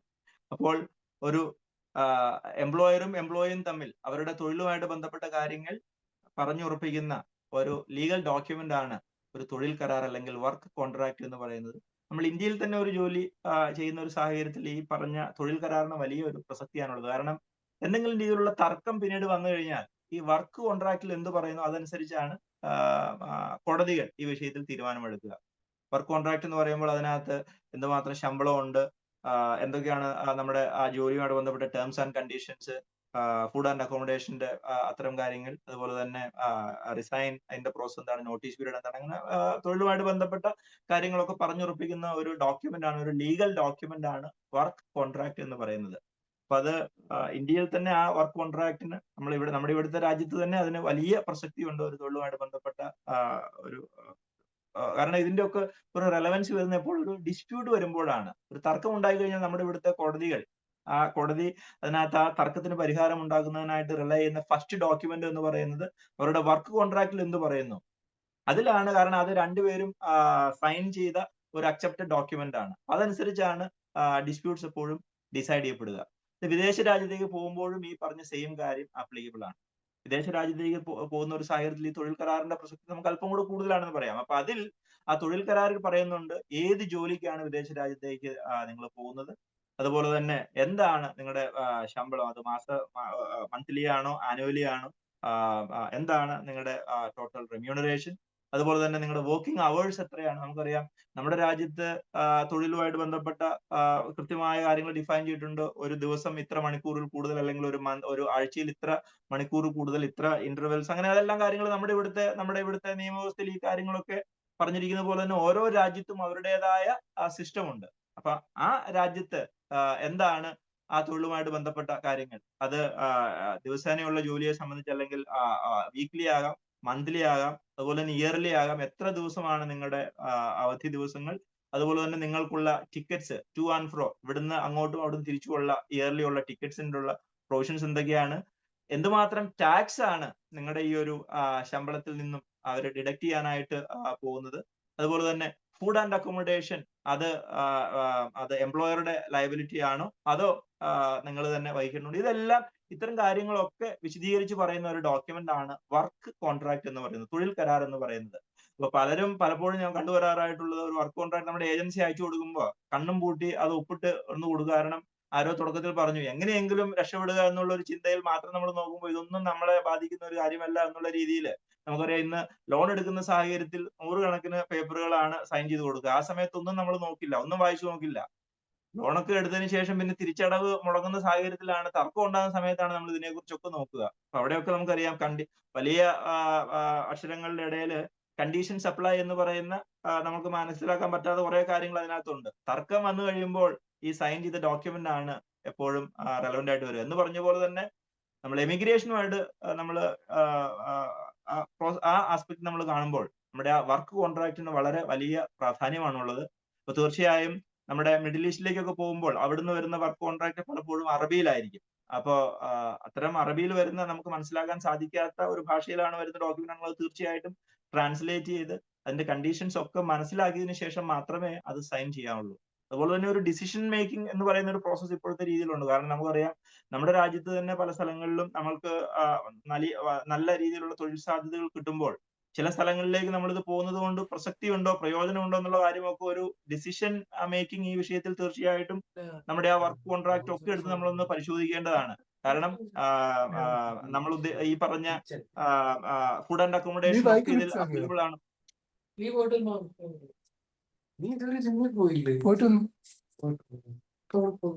ചിലര് ജിമ്മിൽ പോകുന്ന കഥയൊക്കെ ഞങ്ങൾക്ക് ഇവിടെ കേൾക്കാം. നിങ്ങളുടെ മൈക്ക് ഒന്ന് മ്യൂട്ട് ചെയ്യുക ദയവായിട്ട്. Thank you. അതെ, ഇപ്പൊ നമ്മുടെ വർക്ക് കോൺട്രാക്റ്റിന്റെ ആ കണ്ടന്റ് തീർച്ചയായിട്ടും നമ്മൾ മനസ്സിലാക്കിയതിനു ശേഷം മാത്രം അത് സൈൻ ചെയ്യാനായിട്ടുള്ള കാര്യം ശ്രദ്ധിക്കുക. അതുകൂടാതെ നമ്മളിപ്പോ അടുത്ത കണ്ടുവരുന്ന ഒരു കാര്യമാണ് പലപ്പോഴും ഈ വിസിറ്റ് വിസയിൽ പലരും വിദേശ രാജ്യത്തേക്ക് പോയി അതിനുശേഷം തൊഴിൽ കരാറിലേക്കോ അല്ലെങ്കിൽ ഒരു ജോബ് വിസയിലേക്ക് മാറുന്ന ഒരു കാര്യമൊക്കെ നമ്മൾ വളരെ വ്യാപകമായിട്ട് കണ്ടുവരുന്നുണ്ട്. ഇവിടെ അറിഞ്ഞിരിക്കേണ്ട ഒരു കാര്യം എന്ന് പറയുന്നത് നമുക്കറിയാം ഒരു വിസിറ്റ് വിസ ഇപ്പൊ ഈ അൺരജിസ്റ്റേർഡ് ആയിട്ടുള്ള ഏജൻസികളുടെ ഒരു മോഡസ് ഓപ്പറാണ്ടിയിൽ പെടുന്ന ഒരു കാര്യമാണ് വിദേശ രാജ്യത്തേക്ക് ഒരു വിസിറ്റ് വിസയിൽ ആളെ കൊണ്ടുപോയി അവിടെ നിന്ന് എന്താ പറയാ ഒന്നെങ്കിൽ ആ രാജ്യത്ത് തന്നെ അല്ലെങ്കിൽ അവിടുന്ന് വീണ്ടും മറ്റു രാജ്യത്തേക്ക് കൊണ്ടുപോകുന്ന ഒരു പ്രോസസ്സ് നമ്മൾ കണ്ടുവരാറുണ്ട്. ഇതിനകത്ത് വലിയ റിസ്ക് ഉണ്ട്. കാരണം ഈ വിസിറ്റ് വിസയിലേക്ക് പോകുന്ന ഒരാൾ എന്ന് പറയുമ്പോൾ നമുക്കറിയാം വിസിറ്റ് വിസയിൽ പോയി പല വിദേശ രാജ്യത്ത് പോയി തൊഴിൽ ചെയ്ത് 2-3 മാസം ജോലി ചെയ്തതിനു ശേഷം ഒരു രൂപ പോലും ശമ്പളം പോലും കിട്ടാതെ കേസിനകത്ത് പെട്ടുപോകുന്ന നിരവധി ഇഷ്യൂസ് നമ്മൾ കണ്ടുവരുന്നുണ്ട്. വിസിറ്റ് വിസ എന്ന് പറഞ്ഞാൽ ഒരു രാജ്യം സന്ദർശിക്കാനുള്ള ഒരു പെർമിഷൻ മാത്രമേ അതിലുള്ളൂ. അതിൽ പോയി മറ്റു രാജ്യത്ത് പോയി തൊഴിൽ ചെയ്ത് കഴിഞ്ഞാൽ ആ തൊഴിൽ ചെയ്യുന്നത് തന്നെ ആ രാജ്യത്തെ നിയമലംഘനം ആണ് അതിൽ കൂടെ ഉണ്ടാകുക. അപ്പൊ ഇതുപോലെയുള്ള ഈ വിസിറ്റ് വിസയിലൊക്കെ വരുന്ന ആൾക്കാർക്ക് തൊഴിൽ കൊടുക്കുക, എന്നിട്ട് അവരെ കൊണ്ട് ജോലി ചെയ്യിപ്പിച്ചതിന് ശേഷം ഭക്ഷണം മാത്രം കൊടുത്ത് 2-3 മാസത്തിന് ശേഷം ശമ്പളം ചോദിക്കുന്ന സമയത്ത് കേസിൽപ്പെടുത്തി ഉൾപ്പെടുന്ന ഇങ്ങനെ നിരവധിയായ വിഷയങ്ങൾ. മലേഷ്യ ഇതിന്റെ ഒരു എന്താ പറയാ ഒരു ഹബ്ബാണ് എന്ന് നമുക്ക് പറയാം. UAE ഉൾപ്പെടെയുള്ള സ്ഥലങ്ങൾ വളരെ എളുപ്പത്തിൽ വിസിറ്റ് വിസ ഇവർക്ക് കിട്ടും. ആ രാജ്യത്തേക്ക് സന്ദർശനത്തിനായിട്ട് വളരെ എളുപ്പത്തിൽ. അത് തന്നെ വിസ ഓൺ അറൈവൽ പോലും പല സ്ഥലങ്ങളിലും അവൈലബിൾ ആണ്. അപ്പൊ നമ്മൾ ഒരു കാര്യം തീർച്ചയായിട്ടും ഉറപ്പുവരുത്തേണ്ടത്, ഈ എമിഗ്രേഷന്റെ പ്രോസസ്സിൽ നമ്മൾ തൊഴിൽ തേടിയാണ് നമ്മൾ പോകുന്നതെങ്കിൽ കൃത്യമായി തൊഴിൽ വിസയിൽ തന്നെ നമ്മൾ പോകുന്നു എന്നുള്ള കാര്യം തീർച്ചയായിട്ടും ഉറപ്പുവരുത്തുക. ഒരിക്കലും വിസിറ്റ് വിസയിൽ പോയി അതും വലിയ തുക നമ്മൾ ഈ ഏജൻസിന് കമ്മീഷൻ കൊടുത്താണ് പലരും ഈ വിസിറ്റ് വിസയിൽ പോയി അതിനുശേഷം അവർ പറയും ഇപ്പൊ നിങ്ങൾ യൂറോപ്പിലേക്ക് പോകണമെങ്കിൽ ഡയറക്റ്റ് ആയിട്ട് നിങ്ങൾക്ക് അവിടേക്ക് പോകുന്നതിനുള്ള ബുദ്ധിമുട്ടുകളൊക്കെ കാണിച്ചുകൊണ്ട് നിങ്ങളെ ആദ്യം നിങ്ങൾക്ക് ഈ വിസ ഓൺ അറൈവൽ കിട്ടുന്ന സ്ഥലങ്ങളിലേക്ക്, അത്തരം രാജ്യങ്ങളിലേക്ക് കൊണ്ടുപോയി അവിടുന്ന് നിങ്ങളെ വീണ്ടും കൊണ്ടുപോകുന്ന ഒരു സാഹചര്യത്തിൽ നമ്മുടെ ഈ അത്തരം ഒരു കാര്യത്തിൽ നമ്മൾ മനസ്സിലാക്കേണ്ടത്, ഈ സേഫ് എമിഗ്രേഷൻ എന്ന് പറയുന്ന ഈ എമിഗ്രേഷൻ ആക്ടിന്റെ എല്ലാ പ്രൊട്ടക്ഷനും അത്തരം കാര്യങ്ങൾ അതിനെ മറികടന്നുകൊണ്ടുള്ള ഒരു പ്രോസസ്സിലാണ് തീർച്ചയായും ഈ വിസിറ്റ് വിസ ഉൾപ്പെടെയുള്ള കാര്യങ്ങളിൽ അത്തരം വിഷയങ്ങൾ ഉണ്ടാകുന്ന സമയത്ത് നടക്കുന്നത്. തീർച്ചയായിട്ടും അതിനകത്ത് വലിയ റിസ്കുകളുണ്ട്. പ്രത്യേകിച്ച് ഈ ഡൊമസ്റ്റിക് വർക്കേഴ്സ് ആയിട്ടൊക്കെ പോകുന്ന പലരെയും അവരെയൊക്കെ മിഡിൽ ഈസ്റ്റിലേക്ക് കൊണ്ടുപോകുന്ന പല സാഹചര്യങ്ങളും നമ്മൾ കാണാറുള്ളതാണ്. അവരെ എളുപ്പത്തിൽ ഏതെങ്കിലും സ്ഥലത്തേക്ക് വിസിറ്റ് വിസയിൽ കൊണ്ടുപോയതിനു ശേഷം അവിടുന്ന് ഈ നമ്മുടെ ഇവിടെ നമുക്കൊക്കെ അറിയാം, നമ്മൾ ഈ ആടുമാടുകളെ ഇങ്ങനെ വിൽക്കുന്നു എന്ന് പറയുന്ന രീതിയിലാണ് പലപ്പോഴും ഈ ഏജൻസ് ഈ ട്രാഫിക്കിങ്ങിന് ഇത്തരം ആൾക്കാര് ഇവരെ വിദേശത്ത് കൊണ്ടുപോയി അവിടുന്ന് 3-4 ലക്ഷം രൂപയ്ക്ക് അവിടെയുള്ള അറബ്സിന് വിൽക്കുന്ന സാഹചര്യങ്ങൾ പോലും നമ്മൾ കണ്ടിട്ടുണ്ട്. നമ്മുടെ ആടുജീവിതത്തിനകത്ത് നമ്മൾ കണ്ടപ്പോൾ അത് വളരെ എക്സാജറേറ്റഡ് ആയിട്ട് പലർക്കും തോന്നിയെങ്കിലും ഞാൻ എന്റെ പ്രൊഫഷണൽ ലൈഫിൽ നിരവധിയായിട്ടുള്ള ഇത്തരം വിഷയങ്ങൾ വിദേശത്തേക്ക് ഇത്തരം രീതിയിൽ മനുഷ്യക്കടത്തിന് വിധേയരായി അവർക്ക് ഇവിടുത്തെ ഈ എമിഗ്രേഷൻ പ്രോസസ്സിന്റെ വെളിയിലേക്ക് പോകുമ്പോൾ ഇവിടുത്തെ സിസ്റ്റത്തിന് പോലും അവരെ പ്രൊട്ടക്ട് ചെയ്യുന്നതിന് പരിമിതികളുണ്ട്. വിദേശ രാജ്യത്തേക്ക് അവര് തൊഴിൽ വിസിറ്റ് വിസയിൽ അവിടെ ചെന്നതിന് ശേഷം അവിടെ ഏതെങ്കിലും തൊഴിൽ ചെയ്യുന്നത് തന്നെ അത് തന്നെ ഒരു കുറ്റമാണ്. അതും കൂടാതെ അവര് എന്താണ് പറയാ, അവിടുത്തെ രീതി അനുസരിച്ച് ഈ പറഞ്ഞ അറബി എന്ന് പറയുന്ന അയാള് 3-4 ലക്ഷം രൂപ ആർക്കെങ്കിലും കൊടുത്തിട്ടായിരിക്കാം ഇവര് പർച്ചേസ് ചെയ്യുന്നത്, നമ്മുടെ ആടുമാടുകളെ കൈകാര്യം ചെയ്യുന്നത് പോലെ. അപ്പൊ അവരെ സംബന്ധിച്ച് അവരുടെ നിയമം അനുസരിച്ച് അവർ വളരെ കറക്റ്റ് ആയിട്ടാണ് കാര്യങ്ങൾ ചെയ്യുന്നത്. അപ്പൊ വീണ്ടും അവരെ തിരിച്ചിങ്ങോട്ട് വിടണമെന്നുണ്ടെങ്കിൽ അവരുടെ കോമ്പൻസേഷൻ ഉൾപ്പെടെയുള്ള കാര്യങ്ങൾ ചോദിക്കും. ഇത്തരം പക്ഷെ വളരെ ഭീകരമായിട്ടുള്ള ഒരു കേസ് ഈ അടുത്തിടെയാണ് കൊച്ചിയിലെ മട്ടാഞ്ചേരിയിൽ നിന്നും ഒരു സ്ത്രീയെ അവർക്ക് വളരെ പരിചയമുള്ള അവരുടെ ഒരു ഫാമിലി ഫ്രണ്ടാണ് അവരെ UAE ആദ്യം കൊണ്ടുപോയി UAE നിന്നും അവരെ വീണ്ടും റോഡ് മാർഗമാണ് അവരെ ഒമാനിലേക്ക് കൊണ്ടുപോയി. ഒമാനിൽ വെച്ച് അവർ ഇതേപോലെ തന്നെ മറ്റൊരാൾക്ക് വിറ്റ് പുതിയ സ്ഥലത്ത് ചെന്നപ്പോൾ അവർക്ക് ഭക്ഷണം പോലും കൃത്യമായിട്ട് കൊടുക്കാത്ത ഒരു സാഹചര്യമാണ്. ശമ്പളമില്ല, കൃത്യമായിട്ടുള്ള ഭക്ഷണം പോലും ഇല്ല. കാരണം ആ അറബി 5 ലക്ഷം രൂപയ്ക്കാണ് ഈ ഏജന്റിൽ നിന്നും ഇവരെ വാങ്ങിയത്. അപ്പൊ അയാളെ സംബന്ധിച്ച് അയാൾ ഓൾറെഡി പേയ്മെന്റ് കൊടുത്തു കഴിഞ്ഞു. അപ്പോ ഈ പറഞ്ഞ വളരെ ചെറുപ്പക്കാരിയായിട്ടുള്ള ഒരു സ്ത്രീയാണ്. അവരുടെ ഉമ്മ വളരെ ഗുരുതരമായ അസുഖമൊക്കെ വന്ന് അവരുടെ അവസാനത്തെ ഒരു ആഗ്രഹമായിരുന്നു ഈ മകളെ ഒന്ന് കാണുക എന്നുള്ളത്. കേരള ഹൈക്കോടതിയിൽ നമ്മൾ ഹർജി കൊടുത്ത് കേരള ഹൈക്കോടതിയുടെ ഒക്കെ സ്പെസിഫിക് ആയിട്ടുള്ള പല നിർദ്ദേശങ്ങളൊക്കെ വന്നതിനെ തുടർന്നാണ് ഇവരെ അവസാനം സേഫ്ലി നാട്ടിലേക്ക് കൊണ്ടുവരേണ്ട ഒരു സാഹചര്യം ഉണ്ടായത്. അപ്പൊ തീർച്ചയായിട്ടും നമ്മൾ അറിഞ്ഞിരിക്കേണ്ടത്, നമ്മുടെ തൊഴിൽ തേടി നമ്മൾ വിദേശത്തേക്ക് പോകുന്ന ഒരു സാഹചര്യത്തിൽ നമ്മുടെ നിലവിലുള്ള ജീവിത സാഹചര്യം അല്പം കൂടെ മെച്ചപ്പെടുത്താം എന്നുള്ള ഒരു രീതിയിലേക്കാണ് വിദേശത്തേക്ക് നമ്മൾ പറഞ്ഞ പോലെ എങ്ങനെയെങ്കിലും ഒന്ന് രക്ഷപ്പെടണം എന്നുള്ള രീതിയിൽ. പക്ഷെ നമ്മുടെ എന്താ പറയാ, ഭക്ഷണം പോലും കിട്ടാത്ത സാഹചര്യം, 1 രൂപ പോലും ശമ്പളം കിട്ടാത്ത സാഹചര്യം, നമ്മുടെ ജീവൻ പോലും നാട്ടിലേക്ക് തിരിച്ചെത്തുമോ എന്നുള്ള രീതിയിലുള്ള സംശയങ്ങൾ പോലും അത്തരം ഒരു സാഹചര്യത്തിലേക്കാണ് പലരും ഈ പറഞ്ഞ ഈ റിക്രൂട്ട്മെന്റ് ഏജൻസികളുടെ തട്ടിപ്പിന് വിധേയരാകുന്നത് എന്നുള്ളത് നമ്മൾ തീർച്ചയായിട്ടും അത്ഭുതപ്പെടുന്ന ഒരു കാര്യമാണ്. നമ്മുടെ അമേരിക്കയിലേക്ക് തന്നെ ഈ പറഞ്ഞ രീതിയിൽ പോയ അല്ലെങ്കിൽ വിലങ്ങ് വെച്ച് നാട്ടിലേക്ക് കൊണ്ടുവന്ന അവരുമായിട്ട് നമ്മുടെ ചില ന്യൂസ് ഏജൻസികൾ നടത്തിയ ഇന്റർവ്യൂവിൽ മനസ്സിലാക്കിയ ഒരു കാര്യം, 1 കോടിയിലധികം രൂപ ഇവിടെയുള്ള പല ഏജൻസികൾക്കും കൊടുത്തിട്ടാണ് ഈ പറഞ്ഞ ഈ ഡങ്കി റൂട്ട് എന്ന് പറയുന്ന ഈ ഒരു മേഖലയിൽ കൂടെ അവര് ഇവിടുന്ന് അവര് ആദ്യം മിഡിൽ ഈസ്റ്റിൽ ചെല്ലുന്നു, മിഡിൽ ഈസ്റ്റിൽ നിന്ന് അവർ ലാറ്റിൻ അമേരിക്ക എന്ന് പറയുന്ന ആ രാജ്യത്ത് ചെന്ന് അവിടുന്ന് അവർ റോഡ് മാർഗമാണ് ശരിക്കും ഈ അമേരിക്കയിലേക്കുള്ള അവരാ എൻട്രി ബൈ റോഡാണ്. അപ്പൊ അതിൽ നമ്മൾ 5-6 മാസം മുമ്പ് നമ്മൾ വാർത്ത കണ്ടു, ഒരു ഫാമിലി 5-6 ഹസ്ബൻഡ് ആൻഡ് വൈഫ്, അവരുടെ 3-4 കുട്ടികൾ, അവര് മഞ്ഞിൽ പെട്ട് അവരുടെ മൃതശരീരം കണ്ട ഒരു വിഷയം പോലും തീർച്ചയായിട്ടും നമ്മൾ പത്രത്തിൽ കൂടെ നമ്മൾ വായിച്ച സാഹചര്യം ഉണ്ടായി. അപ്പൊ ഇവിടുന്ന് വളരെ വിദ്യാഭ്യാസം ഉള്ള എഞ്ചിനീയറിംഗ് ഉൾപ്പെടെയുള്ള ക്വാളിഫിക്കേഷൻ ഉള്ള ആളുകൾ പോലും ഇത്തരം തട്ടിപ്പുകൾക്ക് വിധേയരാകുന്നു എന്നുള്ളത് തന്നെയാണ് ഈ വിഷയത്തിൽ നമ്മൾ ഇതിന്റെ ഒരു പ്രാധാന്യം. തീർച്ചയായിട്ടും ഈ സംഘാടകരെ ഞാൻ തീർച്ചയായിട്ടും അഭിനന്ദിക്കുന്നു. തീർച്ചയായിട്ടും ഇത്തരത്തിലുള്ള എഡ്യൂക്കേറ്റീവ് ആയിട്ടുള്ള പ്രോസസ്സ് തന്നെയാണ് തീർച്ചയായിട്ടും ഇത്തരം കാര്യങ്ങളിൽ നമ്മൾ തുടർച്ചയായിട്ട് നമ്മൾ ചെയ്യേണ്ടത്.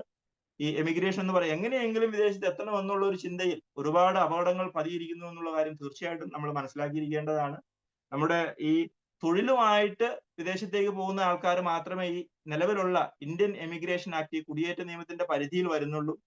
വിദ്യാഭ്യാസത്തിന് വിദേശത്തേക്ക് കുടിയേറുന്ന ഒരു ട്രെൻഡ് കഴിഞ്ഞ കുറെ വർഷങ്ങളായി നമ്മൾ കണ്ടുവരുന്നു.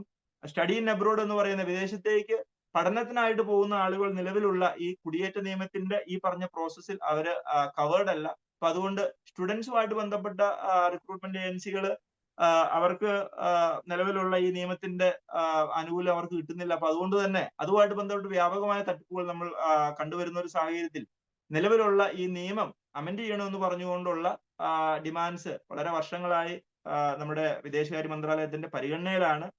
വിദ്യാർത്ഥികൾ ഉൾപ്പെടെയുള്ള ആൾക്കാരെ വിദേശത്തേക്ക് കൊണ്ടുപോകുന്ന സാഹചര്യത്തിൽ അവർക്കും വേണ്ട രീതിയിലുള്ള നിയമപരിരക്ഷ ഉറപ്പുവരുത്തണമെന്നുള്ള ഒരു ആവശ്യം നമ്മുടെ നഴ്സസ് സംഘടനകൾ ഉൾപ്പെടെയുള്ള ആളുകൾ അത് സർക്കാരിന്റെ പരിഗണനയിലാണ്. തീർച്ചയായിട്ടും വിഷയത്തിൽ 1-2 കോടതി വിധികൾ കൂടെ ഞാൻ ഉൾപ്പെടെയുള്ള പ്രവാസി ലീഗൽസ് ഉൾപ്പെടെയുള്ള സംഘടനകൾ കേരള ഹൈക്കോടതിയിൽ നിന്നും ഡൽഹി ഹൈക്കോടതിയിൽ നിന്നും ഒക്കെ വാങ്ങിയിട്ടുണ്ട്. അപ്പൊ അതിനകത്തൊക്കെ കേന്ദ്ര സർക്കാരിന് ഇപ്പൊ നിർദ്ദേശവുമുണ്ട്. ഈ പറഞ്ഞ 83-ലെ കുടിയേറ്റ നിയമം അത് വർഷങ്ങൾക്ക് മുമ്പുണ്ടാക്കിയ നിയമമാണ്. അതിനകത്ത് പറയുന്ന പല കാര്യങ്ങൾക്കും ഇപ്പോ പ്രസക്തിയില്ല എന്നും ആ നിയമം അല്പം കൂടെ ശക്തിപ്പെടുത്തുന്ന ഒരു സാഹചര്യത്തിലെ ഈ വ്യാപകമായിട്ടുള്ള തൊഴിൽ തട്ടിപ്പുകൾ മാറ്റിയെടുക്കാൻ സാധിക്കൂ എന്നുള്ള ഒരു ഫൈൻഡിങ്ങോടുള്ള വിധി കോടതിയിൽ നിന്നൊക്കെ വന്നിട്ടുണ്ട്. അപ്പോ എന്തായാലും ഈ നിയമം മാറ്റുക അല്ലെങ്കിൽ നിയമം കൂടുതൽ ശക്തിപ്പെടുത്തുക എന്നുള്ളതൊക്കെ അത് സർക്കാരിന്റെയും അതുപോലെ തന്നെ മറ്റ് അധികൃതരുടെയും ഒക്കെ പക്കലുള്ള ഒരു കാര്യമാണ്. പക്ഷേ ഈ വിദേശത്തേക്ക് കുടിയേറാൻ താല്പര്യപ്പെടുന്ന നമ്മുടെ വിദ്യാർത്ഥികളോടും അല്ലെങ്കിൽ തൊഴിൽ തേടുന്ന ആൾക്കാരോടും പറയാനായിട്ടുള്ളത്, നിലവിലുള്ള നിയമം അനുസരിച്ച് ഒരു സെറ്റ് ഓഫ് പ്രൊസീജിയർ പറയുന്നുണ്ട്. അപ്പൊ അതനുസരിച്ച് രജിസ്റ്റേർഡ് ആയിട്ടുള്ള ഏജൻസി മുഖാന്തരം, അതല്ല എങ്കിൽ കൃത്യമായ തൊഴിൽ കരാർ ഉൾപ്പെടെയുള്ള കാര്യങ്ങൾ, അല്ലെങ്കിൽ യാതൊരു രീതിയിലുമുള്ള ഫ്രോഡുലന്റ് ആയിട്ടുള്ള മെത്തേഡ്സ് നമ്മൾ സ്വീകരിക്കുന്നില്ല എന്നുള്ള കാര്യം തീർച്ചയായിട്ടും നമ്മൾ ഉറപ്പുവരുത്തേണ്ടതാണ്. ഈ പ്രോസസ്സുമായിട്ട് ബന്ധപ്പെട്ട് നമ്മൾക്ക് കിട്ടുന്ന അല്ലെങ്കിൽ നമ്മൾ മനസ്സിലാക്കുന്ന ചില ഒരു എന്താ പറയാ വളരെ നിസ്സാരമെന്ന് നമുക്ക് തോന്നാവുന്ന ചില കാര്യമാണ് ഒരു എക്സ്പീരിയൻസ് സർട്ടിഫിക്കറ്റ് ഇവിടെ ഏതെങ്കിലും ഒരു ആശുപത്രിയിൽ നിന്നൊക്കെ നമ്മൾ സംഘടിപ്പിച്ച് വിദേശത്തേക്ക് എന്താ പറയാ തൊഴിൽ തേടി പോകുന്ന സമയത്ത് നമ്മൾ ചെയ്യുന്നു എന്നുള്ളത് തീർച്ചയായിട്ടും മനസ്സിലാക്കുക. ഒരു ഡോക്യുമെന്റ്സും നമ്മൾ ഫോർജറി ചെയ്യുന്നില്ല അല്ലെങ്കിൽ നമ്മൾ കാശ് കൊടുത്ത് മേടിക്കുന്നില്ല എന്നുള്ള കാര്യമൊക്കെ തീർച്ചയായിട്ടും ഉറപ്പുവരുത്തുക. ഇന്ന് ഈ ഡോക്യുമെന്റേഷൻ വെരിഫിക്കേഷൻ വളരെ ശക്തമായിട്ടും കൃത്യമായിട്ടും നടക്കുന്ന ഒരു കാലഘട്ടത്തിലാണ് നമ്മൾ ജീവിക്കുന്നത്. എല്ലാ വിദേശ രാജ്യത്തുള്ള എംപ്ലോയേഴ്സും അവർ വളരെ കറക്റ്റ് ആയിട്ട് തന്നെ അവരുടെ എക്സ്പീരിയൻസ് സർട്ടിഫിക്കറ്റ് ഉൾപ്പെടെയുള്ള ഡോക്യുമെന്റ്സ് അവർ കൃത്യമായിട്ടുള്ള വെരിഫിക്കേഷൻ അവർ നടത്തും. അപ്പൊ ഏതെങ്കിലും സാഹചര്യത്തിൽ നിങ്ങളുടെ എക്സ്പീരിയൻസ് സർട്ടിഫിക്കറ്റോ അല്ലെങ്കിൽ നിങ്ങളുടെ എഡ്യൂക്കേഷൻ ഡോക്യുമെന്റ്സ് ഉൾപ്പെടെയുള്ള കാര്യങ്ങൾ ഏതെങ്കിലും രീതിയിലുള്ള ഫോർജറി ഉള്ള അല്ലെങ്കിൽ അത് കൃത്യതയല്ലാതെ നിങ്ങൾ മേടിച്ചതാണെന്നുള്ള കാര്യം കൊണ്ടു കഴിഞ്ഞാൽ നിങ്ങളുടെ തൊഴിൽ നഷ്ടപ്പെടുന്നു എന്നുള്ള കാര്യം മാത്രമല്ല, അത് ആ രാജ്യത്ത് ഒരു കേസ് കൂടെ രജിസ്റ്റർ ചെയ്യപ്പെടാനുള്ള സാഹചര്യം ഉള്ളതുകൊണ്ട് സേഫ് എമിഗ്രേഷൻ എന്ന് പറയുന്ന ഈ പ്രോസസ്സിൽ ഇത്തരം കാര്യങ്ങളൊക്കെ വളരെ ജാഗരൂകതയോട് തന്നെ ഈ വിഷയങ്ങളൊക്കെ നമ്മൾ കാണുകയും അത് അർഹിക്കുന്ന സീരിയസ്നെസ്സോടെ തന്നെ കാര്യങ്ങൾ കാണണമെന്നും ആണ് ആമുഖമായിട്ട് ഈ വിഷയത്തിൽ എനിക്ക് പറയാനുള്ളത്. ഞാനിങ്ങനെ കുറെ കാര്യങ്ങൾ എനിക്ക് പ്രസക്തമെന്ന് തോന്നുന്ന പല കാര്യങ്ങൾ പറയുമെങ്കിൽ നിങ്ങൾക്ക് പല രീതിയിലുള്ള സംശയങ്ങൾ ഉണ്ടാകാനുള്ള ഒരു സാധ്യതയുണ്ട്. അപ്പൊ അതുകൊണ്ട് എനിക്ക് തോന്നുന്നു അടുത്തൊരു 10 മിനിറ്റ് നിങ്ങൾക്ക് ഏതെങ്കിലും രീതിയിലുള്ള സംശയം ഉണ്ടെങ്കിൽ നമ്മുടെ അഡ്മിൻ അതിനുള്ള ഒരു സാഹചര്യമുണ്ടോ? ചോദ്യങ്ങൾ ചോദിക്കാനായിട്ടുള്ള ഒരു ഫെസിലിറ്റി നമ്മൾ ഇതിനകത്ത് അവൈലബിൾ ആണോ? സാർ എനിക്കൊന്ന് അതിനകത്ത് നമ്മുടെ ചാറ്റ് ഓപ്ഷൻ നിങ്ങൾക്ക് യൂസ് ചെയ്യാം. ഞാനത് കാണുന്നത് ഞാനത് പറയാം. അതല്ലാണ്ട് ആർക്കെങ്കിലും ഡയറക്റ്റ് ആയിട്ട് ചോദിക്കണമെന്നുണ്ടെങ്കിൽ നിങ്ങൾ ഹാൻഡ് റൈസ് ചെയ്യുവാണെങ്കിൽ എനിക്ക് മൈക്ക് ചെയ്യാൻ പറ്റും. അല്ലാതെ എല്ലാവരോടും ചോദിച്ചാൽ ചിലപ്പോൾ ഒരു പക്ഷേ അത് ആരുടെയും കേൾക്കാൻ പറ്റാതെ പോകും തോന്നുന്നു. സോ അതുകൊണ്ട് ഈ രണ്ട് ഓപ്ഷനും യൂസ് ചെയ്യാന്ന് വിചാരിക്കുന്നു.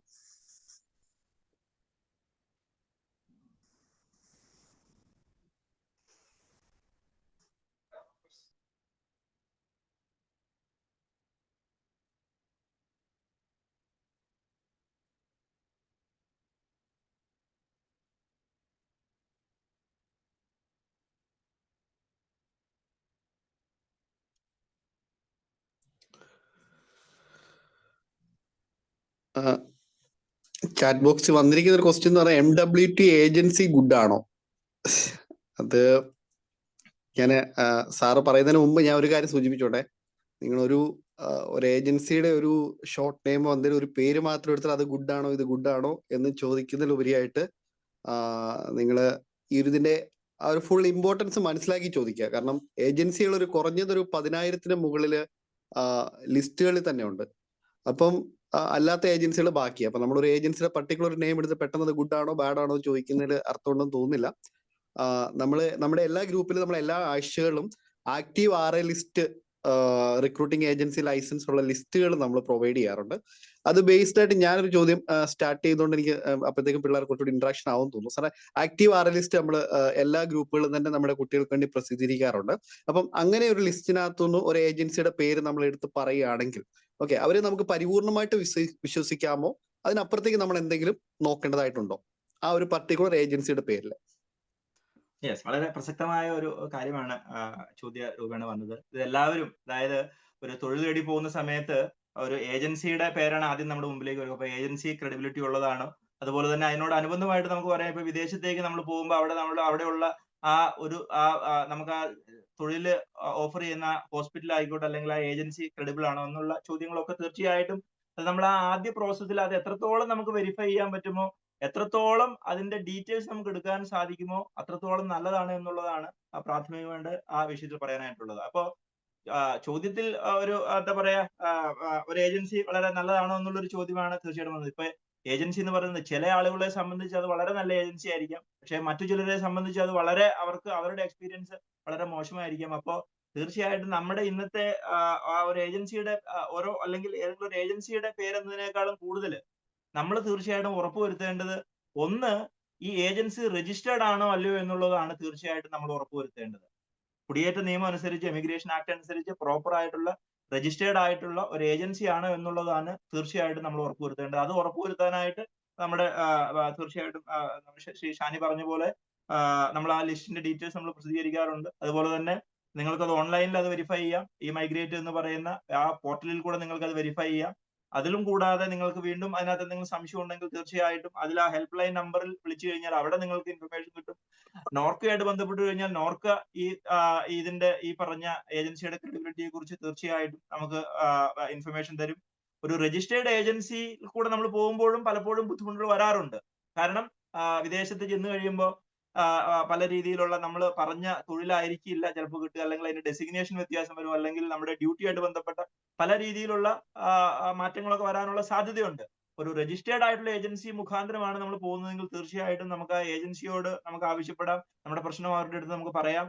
അവരത് ചെയ്യാത്ത സാഹചര്യത്തിൽ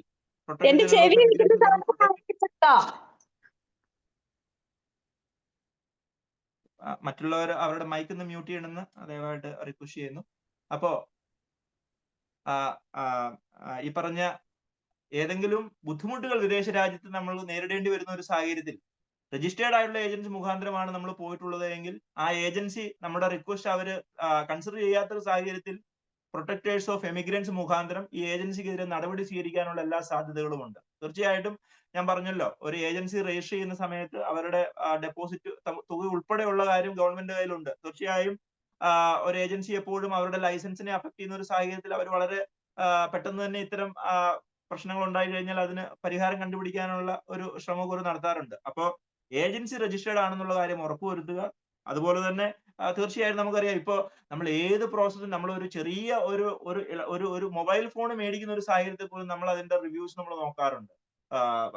ഇതിന്റെ എന്താ 5 സ്റ്റാർ റേറ്റിംഗ് ഉണ്ടോ എന്നുള്ള കാര്യം. തീർച്ചയായും ഒരു ചെറിയ ഒരു എക്യുപ്മെന്റ് നമ്മൾ മേടിക്കുമ്പോൾ നമ്മൾ ഇത്രയും റിവ്യൂസ് നമ്മൾ ചെയ്യുമ്പോൾ തീർച്ചയായിട്ടും ഒരു തൊഴിലുമായിട്ട് ബന്ധപ്പെട്ട് നമ്മൾ ജീവിതത്തിന്റെ വലിയ നിർണായകമായ ഒരു ഡിസിഷൻ എടുക്കുന്ന സാഹചര്യത്തിൽ നമുക്ക് എത്രത്തോളം ഇൻഫർമേഷൻ എടുക്കാൻ സാധിക്കുമോ അത്രത്തോളം നല്ലതായിരിക്കും.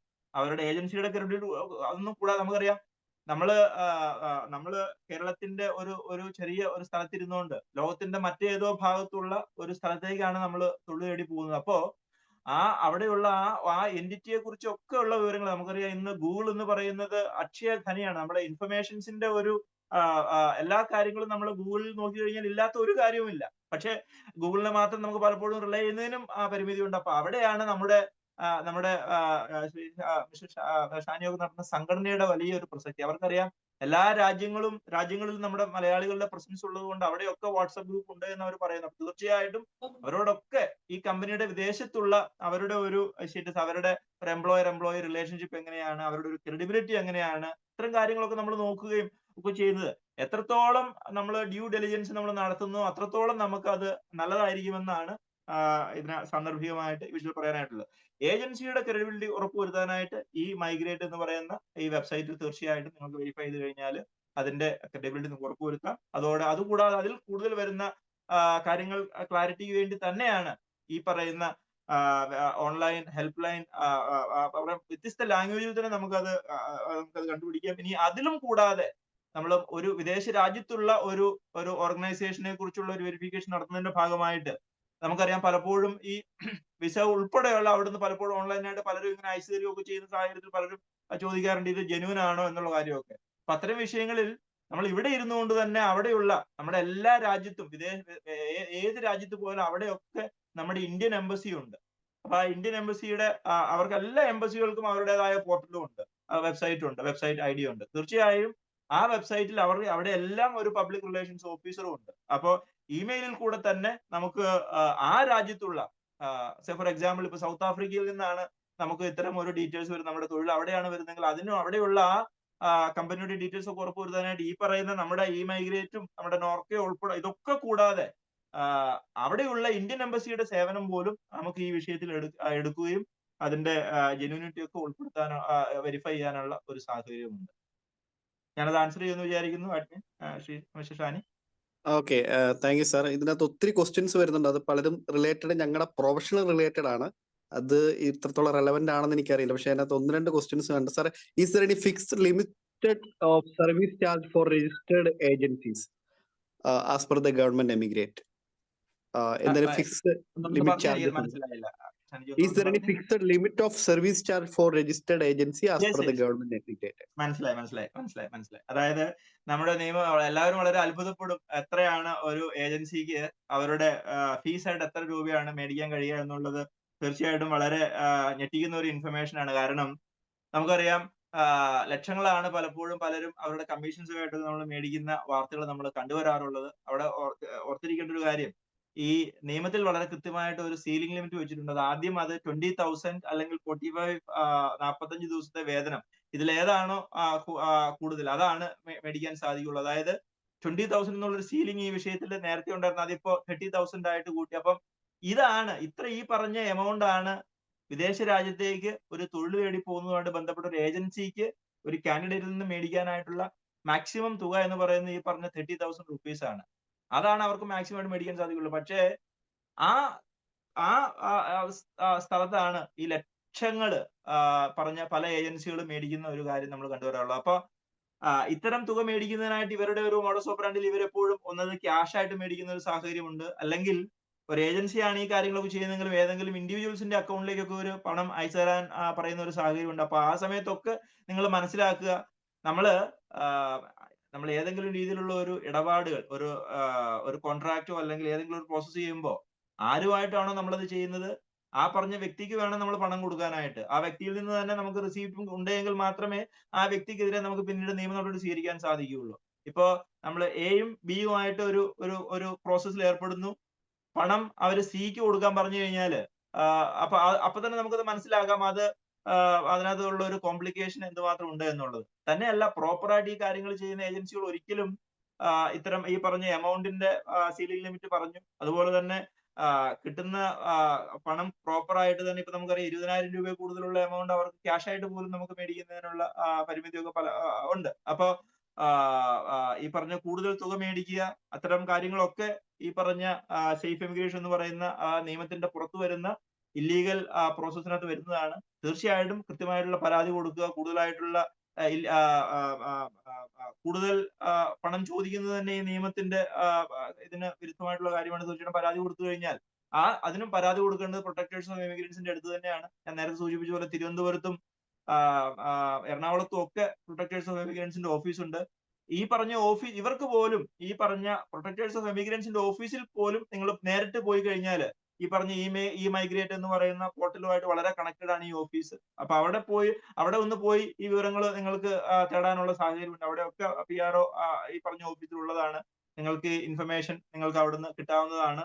ഈ പറഞ്ഞ ഏജൻസി രജിസ്റ്റേർഡ് ആണോ, അല്ലെങ്കിൽ ആരെങ്കിലും കൂടുതലായിട്ടുള്ള തുക മേടിക്കുന്ന സാഹചര്യം, ഇതൊക്കെ ഈ പറഞ്ഞ ഓഫീസുമായിട്ട് തീർച്ചയായിട്ടും ബന്ധപ്പെടുക എന്നുള്ളത് തന്നെയാണ് ഇതിന് ഈ പറഞ്ഞ ഇത്തരം പ്രശ്നങ്ങൾ അതിൽ നിന്നും രക്ഷപ്പെടുന്നതിനുള്ള പരിഹാരം. Okay sir, thank you.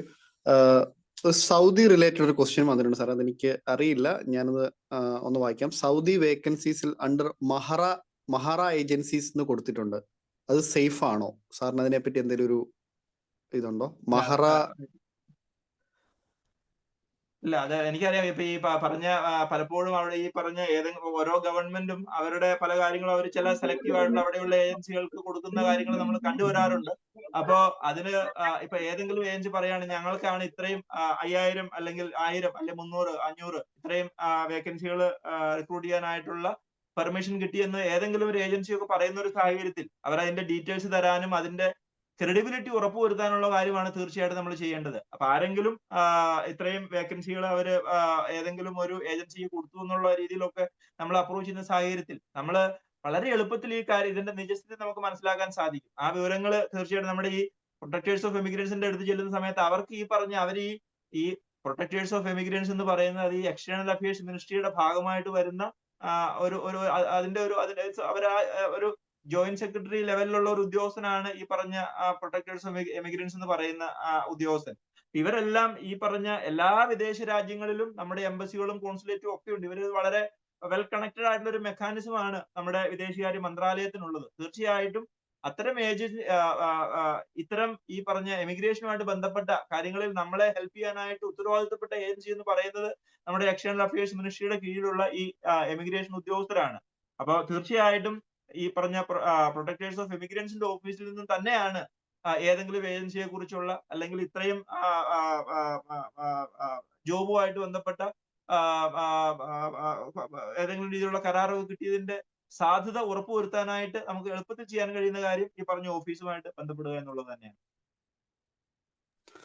Okay, thank you sir. അതുപോലെ ഒരു ക്വസ്റ്റ്യൻ 2 പ്രാവശ്യമായിട്ട് വന്നിരിക്കുന്നതാണ്.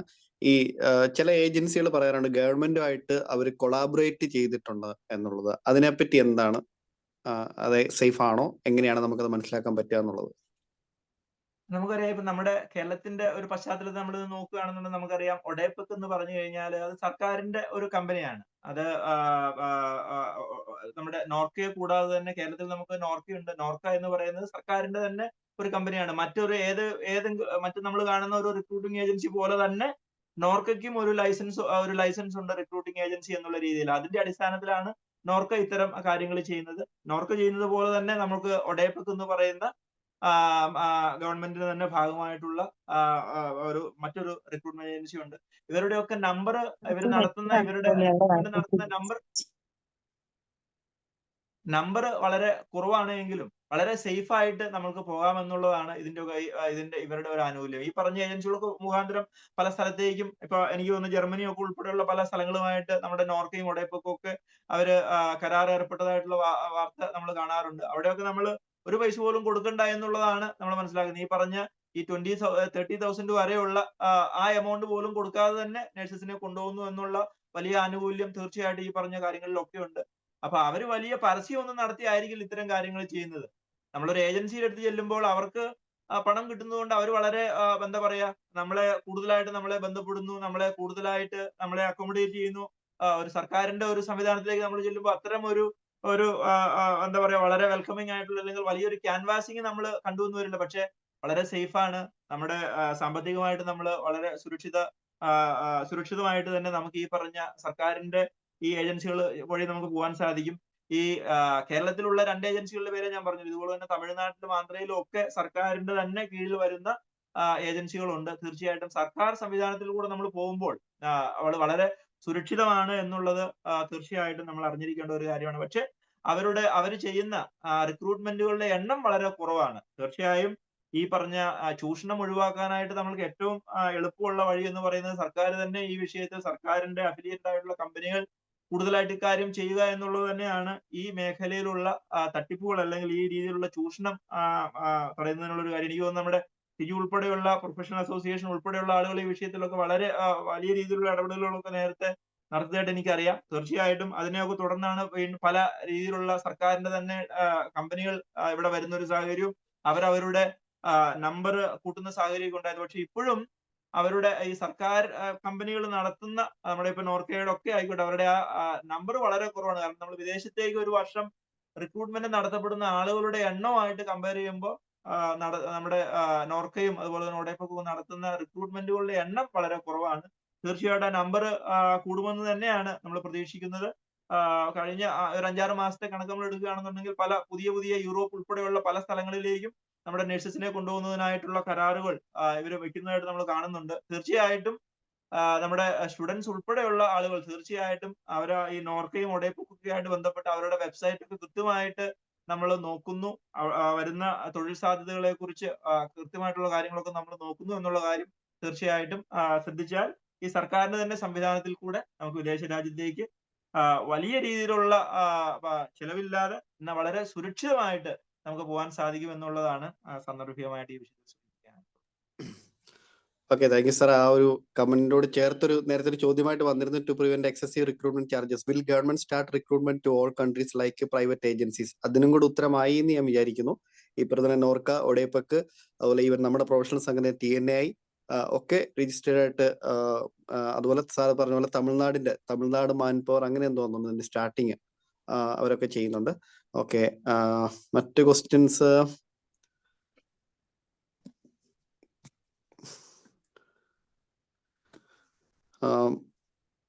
നമുക്ക് ഏജൻസിയുടെ പേര് ടൈപ്പ് ചെയ്ത് കൊടുത്തത് ജെന്യൂൻ ആണോ എന്നറിയാൻ എന്തെങ്കിലും ഓപ്ഷൻ ഉണ്ടോ?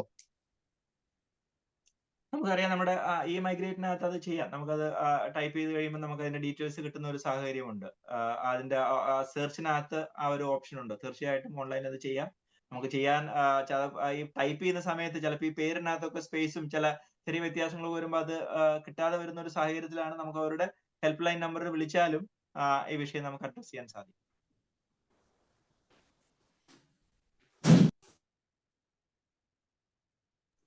ഒരുപാട് ചോദ്യങ്ങൾ എനിക്ക് കാണാൻ സാധിക്കുന്നത് ഇന്ന ഏജൻസി അല്ലെ ഇന്ന രാജ്യത്തുള്ള ഇന്നത് ജെന്യൂൻ ആണ് എന്നുള്ള ഒരുപാട് ചോദ്യങ്ങളാണ് ഇവിടെ കാണുന്നത്. തീർച്ചയായിട്ടും അതിന് പെട്ടെന്ന് ഒരു മറുപടി ഇപ്പൊ നിങ്ങൾ ഇതുപോലെ ആരോടെങ്കിലും ഒക്കെ ചോദിച്ചു കഴിഞ്ഞാൽ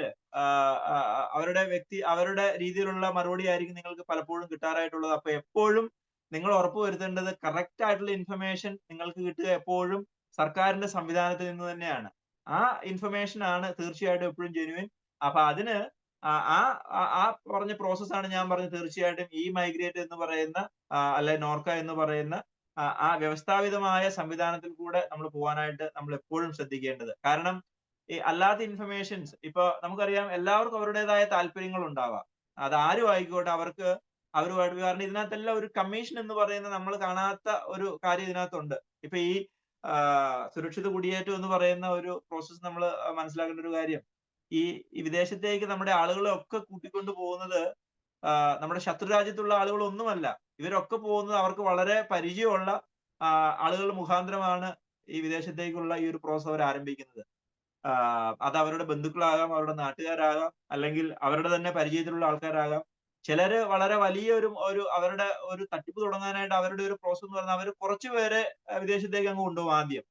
അപ്പൊ അവർക്ക് ഒരു പേരും ഒരു ക്രെഡിബിലിറ്റി അവർ ക്രിയേറ്റ് ചെയ്തതിനു ശേഷമാണ് പിന്നീട് അവർ വലിയ രീതിയിലുള്ള തട്ടിപ്പുകൾ അവർ ആരംഭിക്കുക. അപ്പൊ അതുകൊണ്ട് തീർച്ചയായും നമ്മുടെ സുഹൃത്തുക്കളുടെ രൂപത്തിലല്ലേ, ബന്ധുക്കളുടെ രൂപത്തിലല്ലേ, വിദേശത്തെ പോയ ആൾക്കാരുടെ രൂപത്തിലൊക്കെ പലരും വലിയ ഓഫറുകളൊക്കെ ആയിട്ട് വരുന്ന സാഹചര്യമുണ്ട്. അങ്ങനെയാണ് പലരുടെയും ലക്ഷങ്ങൾ വരുന്ന രൂപ നഷ്ടപ്പെട്ടു പോകുന്ന സാഹചര്യമൊക്കെ ഉണ്ടാകുന്നത്. അപ്പൊ തീർച്ചയായും ഈ ക്രെഡിബിലിറ്റി ഉറപ്പുവരുത്താനായിട്ട് നിങ്ങൾ എപ്പോഴും സർക്കാരിന്റെ വ്യവസ്ഥാപിതമായ സംവിധാനങ്ങൾ ഉറപ്പുവരുത്താൻ തന്നെയാണ് നിങ്ങൾ ചെയ്യേണ്ടത്. നമുക്കറിയാം സർക്കാർ സംവിധാനത്തിൽ എപ്പോഴും അല്പം സമയമെടുക്കും, അല്ലെങ്കിൽ അതിൻ്റെതായ ന്യൂനതകളൊക്കെ നമുക്ക് ഉണ്ടെങ്കിലും അത് സുരക്ഷിതമാണ് എന്നുള്ള കാര്യം തന്നെയാണ് തീർച്ചയായിട്ടും നിങ്ങൾ ഓർത്തിരിക്കുന്നത്.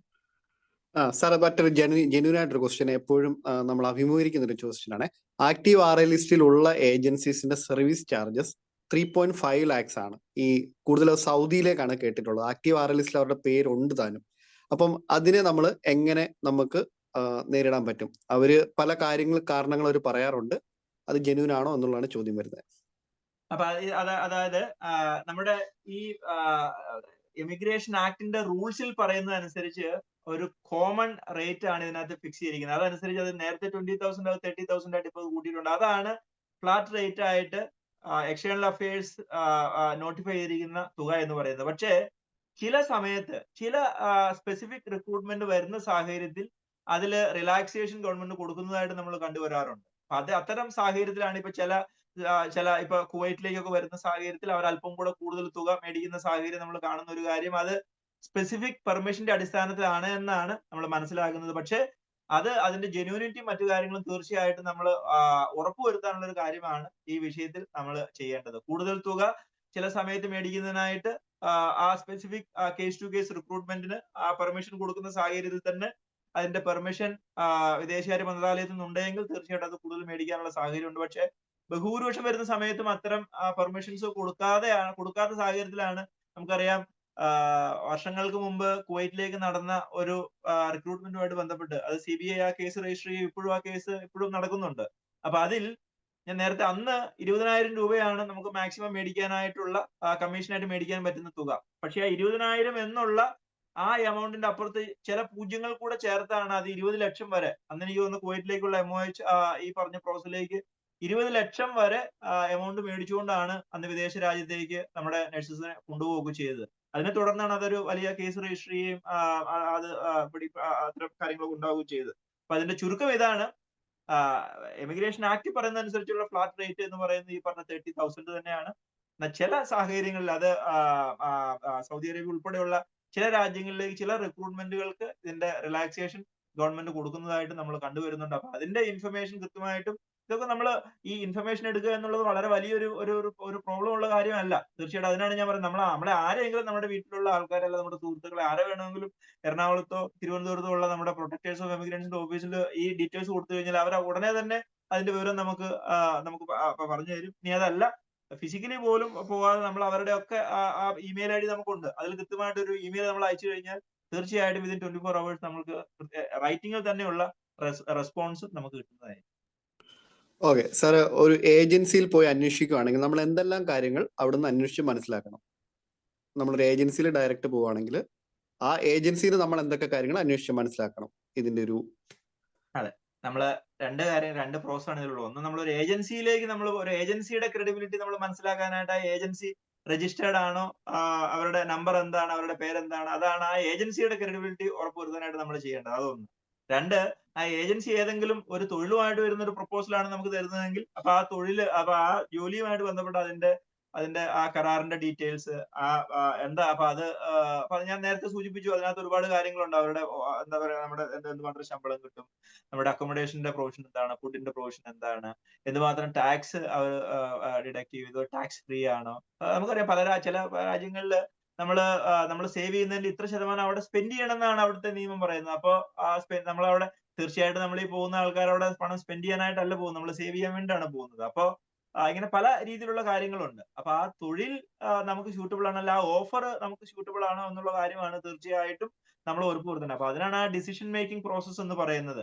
അപ്പൊ അതിന് ഒരുപാട് കാര്യങ്ങളുണ്ട്. നമ്മളെ ഉദ്ദേശിക്കുന്ന ഇപ്പൊ ചില സ്ഥലങ്ങൾ എന്താ പറയാ, ഇപ്പൊ നമ്മുടെ ആളുകൾ പലരും പോകാനായിട്ട് താല്പര്യപ്പെടുന്ന ചില എന്താ പറയാ യൂറോപ്പ് ഉൾപ്പെടെയുള്ള വികസിത രാജ്യങ്ങളിലേക്കാണ് പോകാനായിട്ട് നമ്മൾ പലപ്പോഴും പലരും കണ്ടുവരുന്നത്. കാരണം നമുക്കറിയാം ഒരുപാട് കാര്യങ്ങളുണ്ട്. നമുക്ക് നമ്മുടെ ഭാവിയിലേക്കുള്ള നമ്മുടെ പ്രോസ്പെക്ട്സ് ഉൾപ്പെടെയുള്ള കാര്യങ്ങൾ. നമുക്കറിയാം മിഡിൽ ഈസ്റ്റിലേക്ക് പോയി കഴിഞ്ഞാൽ നമുക്ക് ഒരിക്കലും അവിടെ ഒരു സിറ്റിസൺഷിപ്പ് കിട്ടുന്ന ഒരു സാഹചര്യമില്ല. നമ്മൾ അവിടെ 10, 15, 20 വർഷം ജോലി ചെയ്തതിനു ശേഷം നമ്മുടെ നാട്ടിലേക്ക് തന്നെ തിരിച്ചു വരണം എന്നുള്ള ഒരു സാഹചര്യമാണ് പല മിഡിൽ ഈസ്റ്റ് രാജ്യങ്ങളിലും നമ്മൾ കണ്ടുവരാറുള്ളത്. പക്ഷേ ഇന്ന് നമ്മുടെ യൂറോപ്പ് ഉൾപ്പെടെയുള്ള അമേരിക്ക ഉൾപ്പെടെയുള്ള രാജ്യങ്ങളിൽ നമ്മൾ ചെല്ലുമ്പോൾ നമുക്ക് അവിടെ 4, 5 വർഷത്തിന് ശേഷം നമ്മൾ അവിടുത്തെ സിറ്റിസൺഷിപ്പ് ഉൾപ്പെടെയുള്ള കാര്യങ്ങൾ നമ്മൾ കിട്ടുന്ന സാഹചര്യം വരുമ്പോൾ നമ്മുടെ എന്താ പറയാ നമ്മുടെ താല്പര്യങ്ങളിലും നമ്മുടെ ചോയ്സിലും ഒക്കെ ഒരുപാട് മാറ്റങ്ങൾ വരുന്നതായിട്ട് നമ്മൾ കണ്ടുവരുന്നുണ്ട്. അപ്പോ അത് ഓരോരുത്തരുടെ താല്പര്യവും മറ്റു അവരുടെ സ്കിൽ സെറ്റും ഒക്കെ അനുസരിച്ചാണ് അത്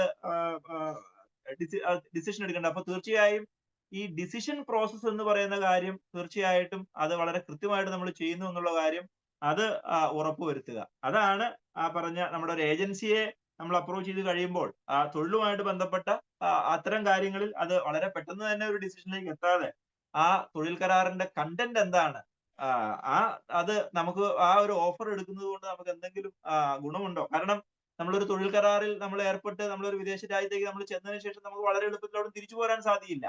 നമ്മുടെ അത് തന്നെ നമ്മൾ തിരിച്ചു പോരുന്ന സാഹചര്യം നമുക്കറിയാം. നമ്മളൊരു ഒരു ഒരു കോൺട്രാക്ട് സൈൻ ചെയ്ത് നമ്മൾ ഇവിടെ തന്നെ ഒരു ജോലിക്ക് നമ്മൾ ജോയിൻ ചെയ്ത് കഴിഞ്ഞു കഴിഞ്ഞാൽ നമ്മുടെ ആ നോട്ടീസ് പീരീഡ് നമ്മൾ സെർവ് ചെയ്യേണ്ട സാഹചര്യം വരും. അല്ലെ 2-3 മാസത്തേക്കുള്ള എന്താണ് ആ നോട്ടീസ് പീരീഡ്. അപ്പൊ അതൊക്കെ ബ്രേക്ക് ചെയ്യുന്ന സാഹചര്യത്തിൽ നമ്മൾ വീണ്ടും കൂടുതൽ നമുക്ക് സാമ്പത്തിക നഷ്ടവും ഒക്കെ ഉണ്ടാകാനുള്ള സാധ്യതയുണ്ട്. അപ്പൊ തീർച്ചയായും ആ ഡിസിഷൻ മേക്കിംഗ് പ്രോസസ് വളരെ ഭംഗിയായിട്ട് തന്നെ നമ്മളത് ചെയ്യുന്ന ഒരു സാഹചര്യത്തിൽ നമ്മുടെ ആ എമിഗ്രേഷൻ പ്രോസസ് സുരക്ഷിതമാകാനുള്ള സാധ്യത വളരെ കൂടുതൽ. ഓക്കെ, നമ്മുടെ ഇന്നത്തെ ടോപ്പിക്കുമായിട്ട് ബന്ധപ്പെട്ട ഏകദേശ ചോദ്യങ്ങൾ കവർ ചെയ്തു എന്നാണ് ഞാൻ വിചാരിക്കുന്നത്.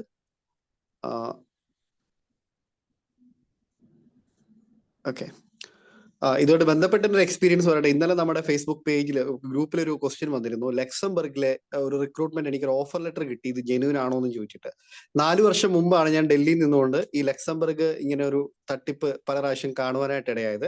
ഞാൻ അന്ന് ചെയ്തൊരു കാര്യം, ലക്സംബർഗിന്റെ നമ്മുടെ ഡൽഹിയിലുള്ള അവരുടെ കോൺസുലേറ്റിൽ ഒരു മെയിൽ അയച്ചു.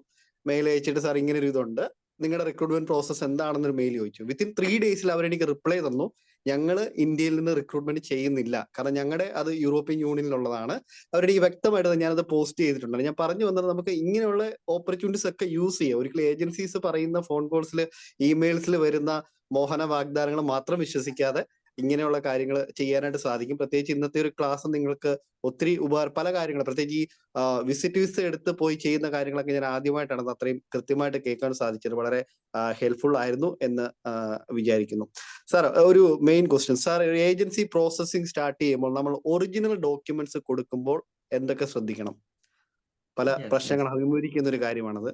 അതുകൊണ്ട് പെട്ടെന്ന് ഞാനത് വളരെ പ്രസക്തമായ ഒരു ചോദ്യമാണ് ഈ വന്നത്. എനിക്കറിയാം, ഞാൻ ഈ പ്രോസസ്സോട് ബന്ധപ്പെട്ട് തുടക്കം മുതൽ നമ്മുടെ ആളുകൾക്കുള്ള അല്ലെ പലർക്കും ഉണ്ടാകുന്ന വലിയൊരു പ്രശ്നമാണ് അവരുടെ ഒറിജിനൽ ഡോക്യുമെന്റ്സ് കമ്പനിയുടെയിലാണ്, നമുക്ക് തിരിച്ചു കിട്ടുന്നില്ല, അല്ലെങ്കിൽ അത് തിരിച്ചു തരാനായിട്ട് ഇത്രയും കാശ് ചോദിക്കുന്നുള്ള ഒരു കാര്യം.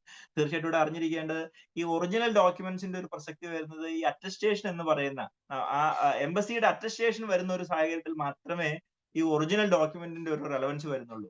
അതല്ലാതെ ബാക്കി നമുക്കറിയാം, ഈ ഏജൻസികളുടെ ഒരു മോഡസ് ഓപ്പറാൻഡിയിൽ വരുന്ന ഒരു കാര്യമാണ്, അവര് ഇപ്പൊ ഏതെങ്കിലും ഒരു പ്രോസസ്സായിട്ട് ആരെങ്കിലും വരുമ്പോ അവർ ഒറിജിനൽ ഡോക്യുമെന്റ്സ് തരാൻ പറയാം, അവരത് മേടിച്ചു വെക്കും.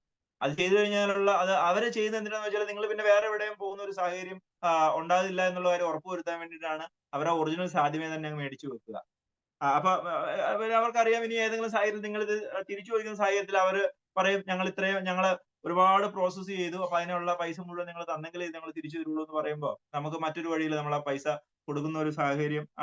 ഇത് അവരുടെ ഒരു മോഡസ് ഓപ്പറാൻഡി പെടുന്ന ഒരു കാര്യമാണ് ഈ ഒറിജിനൽ ഡോക്യുമെന്റ്സ് ആദ്യം തന്നെ അങ്ങ് മേടിക്കുക എന്നുള്ളത്. അപ്പൊ അതുകൊണ്ട് ഒരു കാരണവശാലും നമ്മളൊരു എൻക്വയറി ലെവലിൽ നിൽക്കുന്ന ഒരു സാഹചര്യത്തിൽ ഒറിജിനൽ ഡോക്യുമെന്റ്സ് കൊടുക്കേണ്ട ഒരു കാര്യവുമില്ല. നമ്മൾ മാക്സിമം നമ്മുടെ ആ ഡോക്യുമെന്റ്സിന്റെ ഒരു കോപ്പി മാത്രമേ നമ്മൾ കൊടുക്കേണ്ട ഒരു സാഹചര്യമുള്ളൂ. ഈ ഒറിജിനൽസിന്റെ പ്രോസസ്സ് വരുന്നത് തീർച്ചയായിട്ടും അത് അറ്റസ്റ്റേഷൻ നടക്കുന്ന ഒരു പ്രോസസ്സാണ്. അത് പലരും ഈ അറ്റസ്റ്റേഷൻ എന്ന് പറയുന്ന പ്രോസസ് അത് ഒരു ഡിഫറെന്റ് പ്രോസസ് ആണ്. ഏജൻസികൾ പലപ്പോഴും അവരുടെ രീതിയിൽ അത് ചെയ്യാറുണ്ട് എങ്കിലും പല ഏജൻസികളും ഈ പറഞ്ഞ അറ്റസ്റ്റേഷൻ എന്ന് പറയുന്ന പ്രോസസ് അവർ ചെയ്യാറില്ല. അത് കാൻഡിഡേറ്റ്സിനോട് തന്നെ നേരിട്ട് ചെയ്യുന്ന ഒരു കാര്യം, അല്ലെങ്കിൽ ഏതെങ്കിലും ക്രെഡിബിൾ ആയിട്ടുള്ള മറ്റ് ഇത്തരം കാര്യങ്ങൾ ചെയ്യുന്നവരുടെ അടുത്ത് അവരെ സമീപിക്കാനേ പലരും പറയാറുള്ളൂ. അപ്പൊ ഒറിജിനൽ ഡോക്യുമെന്റ്സിന്റെ ഒരു റെലവൻസി എന്ന് പറയുന്നത് ഈ അറ്റസ്റ്റേഷൻ ആ ഒരു പ്രോസസ്സിനകത്ത് മാത്രമേ ആവശ്യമുള്ളൂ. അതല്ലാതെ ആദ്യമേ തന്നെ ഏജൻസി ഈ ഡോക്യുമെന്റ്സ് മുഴുവൻ മേടിക്കുന്ന ഒരു സാഹചര്യം അത് അവരുടെ ഒരു ബിസിനസ് താല്പര്യം ഉറപ്പുവരുത്താനാണ്. അതൊരു ചൂഷണത്തിന്റെ ഒരു ഭാഗമാണ്. തീർച്ചയായിട്ടും നമ്മൾ അത് അവെയർ ആയിട്ടിരിക്കുക. യെസ്. സാറേ, മറ്റൊരു റെലവന്റ് ക്വസ്റ്റ്യൻ, നമ്മളെല്ലാവരും പ്രത്യേകിച്ച് വിദേശത്ത് പോകാനിരിക്കുന്നവരൊക്കെ അറിഞ്ഞിരിക്കേണ്ട ഒരു ചോദ്യം വന്നിട്ടുണ്ട്. സാർ, നമ്മൾ വിദേശത്ത് എത്തിയ ശേഷമാണ് വഞ്ചിക്കപ്പെട്ട വിവരം മനസ്സിലാക്കുന്നത്. അങ്ങനെയെങ്കിൽ എവിടെ അല്ലെങ്കിൽ എങ്ങനെ പരാതിപ്പെട്ടാലാണ് നമുക്ക് നീതി ലഭിക്കുക? എനിക്കൊന്ന് പ്രവാസി ലീഗൽ സെല്ലിന്റെ ഏറ്റവും ഹയസ്റ്റ് അതോറിറ്റി തന്നെ നമുക്കത് സംസാരിക്കാൻ കിട്ടിയിരിക്കുന്നത്. അതുകൊണ്ട് ഉറപ്പായിട്ടും അതിന് ആൻസർ കിട്ടുമെന്ന് എനിക്ക് ഉറപ്പുണ്ട്. Sir please.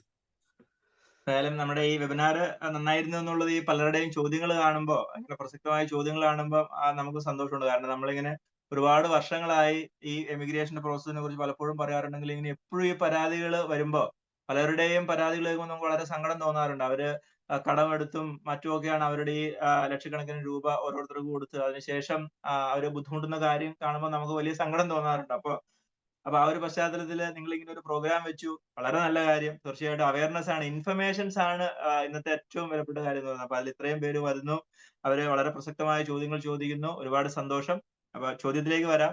വിദേശ രാജ്യത്ത് ഇരിക്കുന്ന സമയത്താണ് നമ്മൾ പറ്റിക്കപ്പെട്ട ഒരു കാര്യം നമ്മൾ മനസ്സിലാക്കി കഴിഞ്ഞാൽ എന്ത് ചെയ്യാൻ സാധിക്കുമെന്നുള്ളതാണ് ചോദ്യം. ഒന്നാമത്തെ കാര്യം, നമ്മൾ സേഫ് എമിഗ്രേഷൻ എന്ന് പറഞ്ഞ പ്രോസസ്സിലാണ് നമ്മൾ പോകുന്നത് എങ്കിൽ നമ്മുടെ ഈ റിക്രൂട്ട്മെന്റ് ഏജൻസി അവരെപ്പോഴും ഈ വിഷയത്തിൽ അവര് ലയബിൾ ആണ്. നമുക്ക് എന്ത് പ്രശ്നം അത് വിദേശ രാജ്യത്ത് വെച്ച് ഉണ്ടായാൽ പോലും ആ തൊഴിലുമായിട്ട് ബന്ധപ്പെട്ട പ്രശ്നമാണെങ്കിൽ നമ്മുടെ റിക്രൂട്ട്മെന്റ് ഏജൻസി അതിന് ഉത്തരവാദിയാണ്. അപ്പൊ അതുകൊണ്ടാണ് ഈ പറഞ്ഞ സേഫ് എമിഗ്രേഷൻ എന്ന് പറഞ്ഞ പ്രോസസ്സിൽ കൂടെ തന്നെ പോകാനായിട്ട് നമ്മൾ പറയുന്നത്. അതല്ലാതെ വിസിറ്റ് വിസ പോലെയുള്ള മറ്റു രീതിയിലുള്ള പ്രോസസ്സ് പോകുമ്പോൾ ഇതിനകത്ത് ആരും ലയബിൾ കാരണം നമ്മൾ ഈ പ്രോസസ്സിന്റെ ഭാഗമല്ല. അപ്പൊ നമ്മള് എല്ലാം നന്നായിട്ട് നടക്കുമ്പോൾ ഒരു കുഴപ്പമില്ല. പക്ഷെ ഒരു ബുദ്ധിമുട്ടുണ്ടായി കഴിഞ്ഞു കഴിഞ്ഞാല് നമുക്ക് ഇതിന്റെ ആരിൽ നിന്ന് നമ്മൾ ഇതിന്റെ ആര് ആൻസർ ചെയ്യും, ആര് കോമ്പൻസേറ്റ് ചെയ്യും, ഒരു ഉത്തരവുമില്ല ആ കാര്യത്തിൽ. അപ്പൊ അതുകൊണ്ടാണ് സേഫ് എമിഗ്രേഷൻ എന്ന് പറഞ്ഞ പ്രോസസ്സ് കൂടെ തന്നെ നമ്മൾ പോകാനായിട്ട് നമ്മൾ ആവശ്യപ്പെടുന്നത്. നമ്മൾ വിദേശത്തെത്തിയതിനു ശേഷവും നമുക്ക് എന്തെങ്കിലും ബുദ്ധിമുട്ടുണ്ടായി കഴിഞ്ഞാൽ ഈ ഏജൻസിക്കെതിരെ നമുക്ക് പരാതി കൊടുക്കാം. നമുക്ക് അവിടെ എംബസിയിൽ നമുക്ക് പോകാനായിട്ടുള്ള കാര്യമുണ്ട്. തീർച്ചയായിട്ടും നമ്മൾ വിദേശത്തേക്ക് നമ്മൾ പോകുന്ന ഒരു സാഹചര്യത്തിൽ നമുക്ക് ഇന്ന് നമ്മൾ ഈ എമിഗ്രേഷൻ ആക്ടുമായിട്ട് ബന്ധപ്പെട്ട കാര്യം മാത്രമേ നമ്മൾ പറഞ്ഞുള്ളൂ. വേറെ ഒരുപാട് മറ്റു പല പ്രോസസ്സ് നമുക്ക് മറ്റൊരു സമയത്ത് ആ വിഷയം നമുക്ക് കൈകാര്യം ചെയ്യാൻ സാധിക്കുമെന്ന് വിചാരിക്കുന്നു. എങ്കിൽ കൂടെയും ഒരു കാര്യം സാന്ദർഭികമായിട്ട് സൂചിപ്പിക്കാനുള്ളത്, നമ്മൾ ഏതെങ്കിലും ഒരു വിദേശ രാജ്യത്തേക്ക് നമ്മൾ എല്ലാ കാര്യങ്ങളും പൂർത്തിയായി നമ്മൾ പോകുന്ന സാഹചര്യത്തിൽ നമ്മൾ ആദ്യമേ ഉറപ്പുവരുത്തേണ്ടത് ആ വിദേശ രാജ്യത്തുള്ള നമ്മുടെ ഇന്ത്യൻ എംബസിയുടെ ഡീറ്റെയിൽസ്, അവരുടെ അഡ്രസ്സ്, അവരുടെ ഫോൺ നമ്പർ, അവരുടെ ഇമെയിൽ ID തീർച്ചയായിട്ടും നമ്മൾ നോട്ട് ചെയ്ത് നമ്മുടെ കൈവശം വെക്കാനുള്ള കാര്യം തീർച്ചയായിട്ടും നമ്മൾ ചെയ്യേണ്ടതാണ്. കാരണം നമ്മളൊരു വിദേശ രാജ്യത്ത് എത്തിക്കഴിഞ്ഞാൽ അവിടെ നമുക്ക് എന്ത് സംഭവിച്ചാലും ആ രാജ്യത്തുള്ള നമ്മുടെ മാതൃരാജ്യത്തിന്റെ ഒരു ഭാഗമാണ് അവിടെയുള്ള എംബസി എന്ന് പറയുന്നത്. നമുക്കറിയാം, അത് എംബസി ആയിരിക്കാം, അല്ലെങ്കിൽ അത് ഈ കോമൺവെൽത്ത് കൺട്രീസ് ആണെങ്കിൽ അതിനെ ഹൈ കമ്മീഷൻ എന്ന് പറയും. രണ്ടും ഒന്ന് തന്നെയാണ്, എംബസി അല്ലെങ്കിൽ ഹൈ കമ്മീഷൻ. അതുകൂടാതെ വലിയ രാജ്യങ്ങളാണെങ്കിൽ, അമേരിക്ക പോലുള്ള രാജ്യങ്ങളാണെങ്കിൽ അവിടെ എംബസി കൂടാതെ അവർക്ക് കോൺസുലേറ്റും ഉണ്ട്. നമുക്കിപ്പോ ഇന്ത്യയിൽ നമ്മുടെ അമേരിക്കയുടെ അവരുടെ എംബസി ഡൽഹിയിലുണ്ട്. പക്ഷെ കോൺസുലേറ്റ് മറ്റു പല ചെന്നൈ ഉൾപ്പെടെയുള്ള കൽക്കട്ടയിലൊക്കെ അവർക്ക് കോൺസുലേറ്റ് ഉണ്ട്. എന്ന് പറഞ്ഞ പോലെ തന്നെ നമ്മൾ വിദേശ രാജ്യത്ത് ചെല്ലുന്ന സാഹചര്യത്തിൽ നമ്മുടെ ഇന്ത്യയുടെ എംബസി ഉണ്ട്. അതുപോലെ തന്നെ വലിയ രാജ്യമാണെങ്കിൽ അവിടെ പല സ്ഥലങ്ങളിലായിട്ട് നമ്മുടെ കോൺസുലേറ്റും ഉണ്ട്. അപ്പൊ അവരുടെ നമ്പറും ഡീറ്റെയിൽസും തീർച്ചയായിട്ടും നമ്മൾ കൈവശം വെക്കുകയും നമ്മൾ വിദേശ രാജ്യത്ത് ചെല്ലുന്ന സാഹചര്യത്തിൽ നമുക്ക് എന്തെങ്കിലും ബുദ്ധിമുട്ടുണ്ടായി കഴിഞ്ഞാൽ ഫസ്റ്റ് അതോറിറ്റി എന്ന് പറയുന്നത് നമ്മുടെ എംബസിയെ നമ്മൾ സമീപിക്കുക എന്നുള്ളത് തന്നെയാണ്. തൊഴിലുമായിട്ട് ബന്ധപ്പെട്ട കാര്യങ്ങൾ തീർച്ചയായിട്ടും വരുന്ന സാഹചര്യത്തിൽ നമ്മുടെ ഈ പ്രൊട്ടക്ടേഴ്സ് ഓഫ് എമിഗ്രൻസ് എന്ന് പറയുന്ന അവരാണ് നമ്മുടെ ആ തൊഴിലുമായിട്ട് ബന്ധപ്പെട്ട കാര്യങ്ങളിൽ നമ്മളെ സപ്പോർട്ട് ചെയ്യാനായിട്ടുള്ള, നമ്മുടെ പ്രശ്നത്തിന് പരിഹാരം കാണാനായിട്ടുള്ള അതോറിറ്റി എന്ന് പറയുന്നത് നമ്മുടെ റിക്രൂട്ട്മെന്റ് ഏജൻസി തന്നെയാണ്. കാരണം ഈ ഏജൻസിയും ഈ ഫോറിൻ നമ്മുടെ തൊഴിൽദാതാവുമായിട്ട് അവർ തമ്മിൽ ഒരു കരാറുണ്ട്. അതിനെക്കുറിച്ച് നമ്മൾ ഇന്നിവിടെ പറഞ്ഞില്ല. നമ്മൾ ഇന്നിവിടെ പറഞ്ഞ കാര്യം മുഴുവൻ നമ്മളും നമ്മുടെ എംപ്ലോയി കരാർ മാത്രമേ നമ്മൾ പറഞ്ഞുള്ളൂ. ഇതുകൂടാതെ നമ്മുടെ ഈ റിക്രൂട്ട്മെന്റ് ഏജൻസിയും അവിടെയുള്ള ഫോറിൻ എംപ്ലോയറുമായിട്ട് ഒരു കരാറുണ്ട്. അപ്പൊ അവർക്ക് അതിനകത്ത് അവർ തമ്മിലുള്ള പ്രശ്നങ്ങൾ അവരവിടെ കൈകാര്യം ചെയ്തോളും. നമുക്ക് എന്തെങ്കിലും ബുദ്ധിമുട്ട് വന്നു കഴിഞ്ഞാൽ തീർച്ചയായിട്ടും നമ്മുടെ ഏജൻസി അതിന് ഉത്തരവാദിയാണ്. അത് നടപ്പിലാക്കി തരാനായിട്ടുള്ള ഗവൺമെന്റിന്റെ ഏജൻസിയാണ് ഈ പറഞ്ഞ പ്രൊട്ടക്ടർ ഓഫ് എമിഗ്രൻസ് എന്ന് പറയുന്ന അതോറിറ്റി. അതുകൂടാതെ എംബസിയിൽ നമ്മൾ സഹായം തേടുന്ന ഒരു സാഹചര്യത്തിൽ എംബസിക്ക് പല രീതിയിലുള്ള സ്കീംസ് ഉണ്ട്. ഇപ്പൊ നമുക്കറിയാം, നമ്മൾ ഈ തൊഴിലുമായിട്ട് ബന്ധപ്പെട്ട് നമ്മളവിടെ ചെന്നുവെങ്കിലും അവിടെ നമുക്ക് പല രീതിയിലുള്ള ബുദ്ധിമുട്ടുണ്ടാകാനുള്ള സാധ്യതയുണ്ട്. അവിടെ ഏതെങ്കിലും രീതിയിലുള്ള ക്രിമിനൽ കേസിൽ അല്ലെങ്കിൽ ആക്സിഡന്റിൽ നമ്മളെ ഇൻവോൾവ് ചെയ്യിക്കുന്ന മറ്റു പല രീതിയിലുള്ള ബുദ്ധിമുട്ടുകൾ ഉണ്ടാകാനുള്ള സാധ്യതയുണ്ട്. നമ്മുടെ പാസ്പോർട്ട് അവിടെ ഒന്ന് നഷ്ടപ്പെട്ടു പോകുന്ന സാഹചര്യം ഉണ്ടാകും. അപ്പൊ അത്തരം കാര്യങ്ങളൊക്കെ വരുമ്പോൾ നമുക്ക് ഓടിച്ചെല്ലാനായിട്ടുള്ള സ്ഥലം എന്ന് പറയുന്നത് നമ്മുടെ ഇന്ത്യൻ എംബസിയാണ്. നമ്മുടെ പാസ്പോർട്ട് ഒക്കെ നഷ്ടപ്പെട്ടു കഴിഞ്ഞാൽ എംബസിയിൽ പോയിട്ടാണ് നമ്മൾ അതിന്റെ എന്താ പറയാ ഡ്യൂപ്ലിക്കേറ്റ് പാസ്പോർട്ട് എടുക്കാനോ അല്ലെങ്കിൽ എമർജൻസി സർട്ടിഫിക്കറ്റ് ഉൾപ്പെടെ എടുത്തു നമുക്ക് നാട്ടിലേക്ക് വരാനുള്ള കാര്യങ്ങളൊക്കെ അതിനൊക്കെ നമുക്ക് അപ്രോച്ച് ചെയ്യേണ്ട സ്ഥലം എന്ന് പറയുന്നത് വിദേശ രാജ്യത്തുള്ള നമ്മുടെ രാജ്യത്തിന്റെ ഭാഗം എന്ന് പറയാവുന്ന നമ്മുടെ എംബസിയാണ്. അപ്പൊ അതിന്റെ ഇൻഫർമേഷൻസ് ആയിട്ട് എപ്പോഴും നിങ്ങൾ ചെല്ലുക. അവിടെ സാധിക്കുന്ന സമയത്ത് നമ്മളവിടെ ഒരു വിദേശ രാജ്യത്ത് ചെന്ന് കഴിഞ്ഞാൽ ഏറ്റവും സാധിക്കുന്ന ഒരു അറ്റ് ദി ഏർലിയസ്റ്റ് കൺവീനിയന്റ് ടൈമിൽ നമ്മുടെ എംബസിയിൽ ഒന്ന് പോയി അതിന്റെ കാര്യങ്ങളൊക്കെ ഒന്ന് കണ്ട് വെക്കുക. ഇതൊക്കെ നമ്മുടെ ആ ഒരു സേഫ്റ്റി സെക്യൂരിറ്റി ഒക്കെ ഉറപ്പുവരുത്തുന്നതിന്റെ ഭാഗമാണ്. ചോദ്യം ഒറ്റ ലൈനിലും മറുപടി പറയുകയാണെങ്കിൽ വിദേശത്തിരുന്നു കൊണ്ടും നമുക്ക് നമ്മുടെ പ്രശ്ന പരിഹാരത്തിനായിട്ടുള്ള ശ്രമം നമുക്ക് നമ്മുടെ ഇന്ത്യൻ എംബസി മുഖാന്തരം അതുപോലെ തന്നെ ഇന്ത്യയിലുള്ള എക്സ്റ്റേണൽ അഫയേഴ്സ് മുഖാന്തരം പ്രൊട്ടക്ടേഴ്സ് ഓഫ് എമിഗ്രൻസ് മുഖാന്തരം നമുക്ക് പരാതി കൊടുത്ത് പരിഹാരം തേടാവുന്നതാണ്. Thank you. Thank you sir. ഒരു ക്വസ്റ്റ്യൻ അത് എത്രത്തോളം റെലവെന്റ് ആണെന്ന് എനിക്ക് കൃത്യമായിട്ട് മനസ്സിലാവുന്നില്ല, അതുകൊണ്ട് ഞാൻ ചോദിക്കുന്നത്, നമ്മൾ ഒരു കമ്പനിയുടെ കോൺട്രാക്ട് ബ്രേക്ക് ചെയ്ത് കഴിഞ്ഞാൽ ന്യൂ വിസ കിട്ടാൻ ആദ്യത്തെ കോൺട്രാക്ട് തടസ്സമായി വരുമോ? ബ്രാക്കറ്റിൽ ഖത്തർ എന്ന് കൊടുത്തിട്ടുണ്ട്. ഒരു സ്പെസിഫിക് രാജ്യത്തെ പറ്റിയാണ് ചോദിച്ചിരിക്കുന്നത്. അതിനെപ്പറ്റി സാറിന് കമന്റ് ചെയ്യാൻ പറ്റുമായിരിക്കും? ഇതിൽ പൊതുവായിട്ടുള്ള ഒരു കാര്യം, ഇത് വളരെ റുട്ടീൻ ആയിട്ട് നടക്കുന്ന ഒരു കാര്യം. നമുക്കറിയാം, നമ്മൾ ഇവിടെ തന്നെ ആയിരിക്കും, നമ്മൾ ഏതെങ്കിലും ഒരു കമ്പനിയിൽ നമ്മൾ ജോലി ചെയ്യുന്നു, അതിനുശേഷം അവിടെ നിന്നുകൊണ്ട് തന്നെ നമുക്ക് വേറൊരു കമ്പനി ബെറ്റർ ഓഫർ വരുമ്പോൾ അല്ലെങ്കിൽ ഇവിടെ എന്തെങ്കിലും ഒരു ബുദ്ധിമുട്ടുണ്ടാകും, നമ്മൾ മറ്റൊരു സ്ഥലത്തേക്ക് ജോലിക്ക് പോകുമ്പോൾ ചില കോംപ്ലിക്കേഷൻ ഉണ്ടാകാറുണ്ട്. ഒന്ന്, നമ്മൾ ഒരു കോൺട്രാക്ട് സൈൻ ചെയ്ത് ഇരിക്കുന്ന ഒരു സാഹചര്യത്തിൽ ആ കോൺട്രാക്ട് കറക്റ്റ് ആയിട്ട് നമ്മൾ അത് ക്ലോസ് ചെയ്യണം. അത് ക്ലോസ് ചെയ്യാതെ അത് നിലവിലിരിക്കുന്ന സമയത്ത് തന്നെ നമ്മൾ മറ്റൊരു വിസയിലേക്ക് മാറുന്നതിനൊക്കെ പല രീതിയിലുള്ള കോംപ്ലിക്കേഷൻ ഉണ്ടാകാറുണ്ട്. അപ്പൊ അതുകൊണ്ട് ഇപ്പൊ ഖത്തറിന്റെ ഒരു ആസ്പെക്ട് നമ്മൾ പറയുകയാണെങ്കിൽ ഓൾറെഡി നമ്മൾ ഒരു ജോബ് വിസയിലായിരിക്കും നമ്മളവിടെ ചെന്നിട്ടുണ്ടാകുക. അപ്പൊ അത് 3 വർഷം വാലിഡിറ്റി ഉള്ള ഒരു വർക്ക് കോൺട്രാക്റ്റിൽ നമ്മൾ അവിടെ ഒരു ജോലിക്ക് കയറി. അപ്പോൾ അത് 6 മാസം ജോലി ചെയ്യുന്ന സാഹചര്യത്തിൽ നമുക്ക് അവിടെ തോന്നുകയാണ് അവിടെ നമുക്ക് സ്റ്റോപ്പ് ചെയ്യണമെന്നുള്ള ഒരു ചിന്ത വരുമ്പോൾ അതൊരു വൺ സൈഡഡ് ആയിട്ടുള്ള ഒരു ഡിസിഷനിൽ നമുക്കത് സ്റ്റോപ്പ് ചെയ്യാൻ പറ്റില്ല.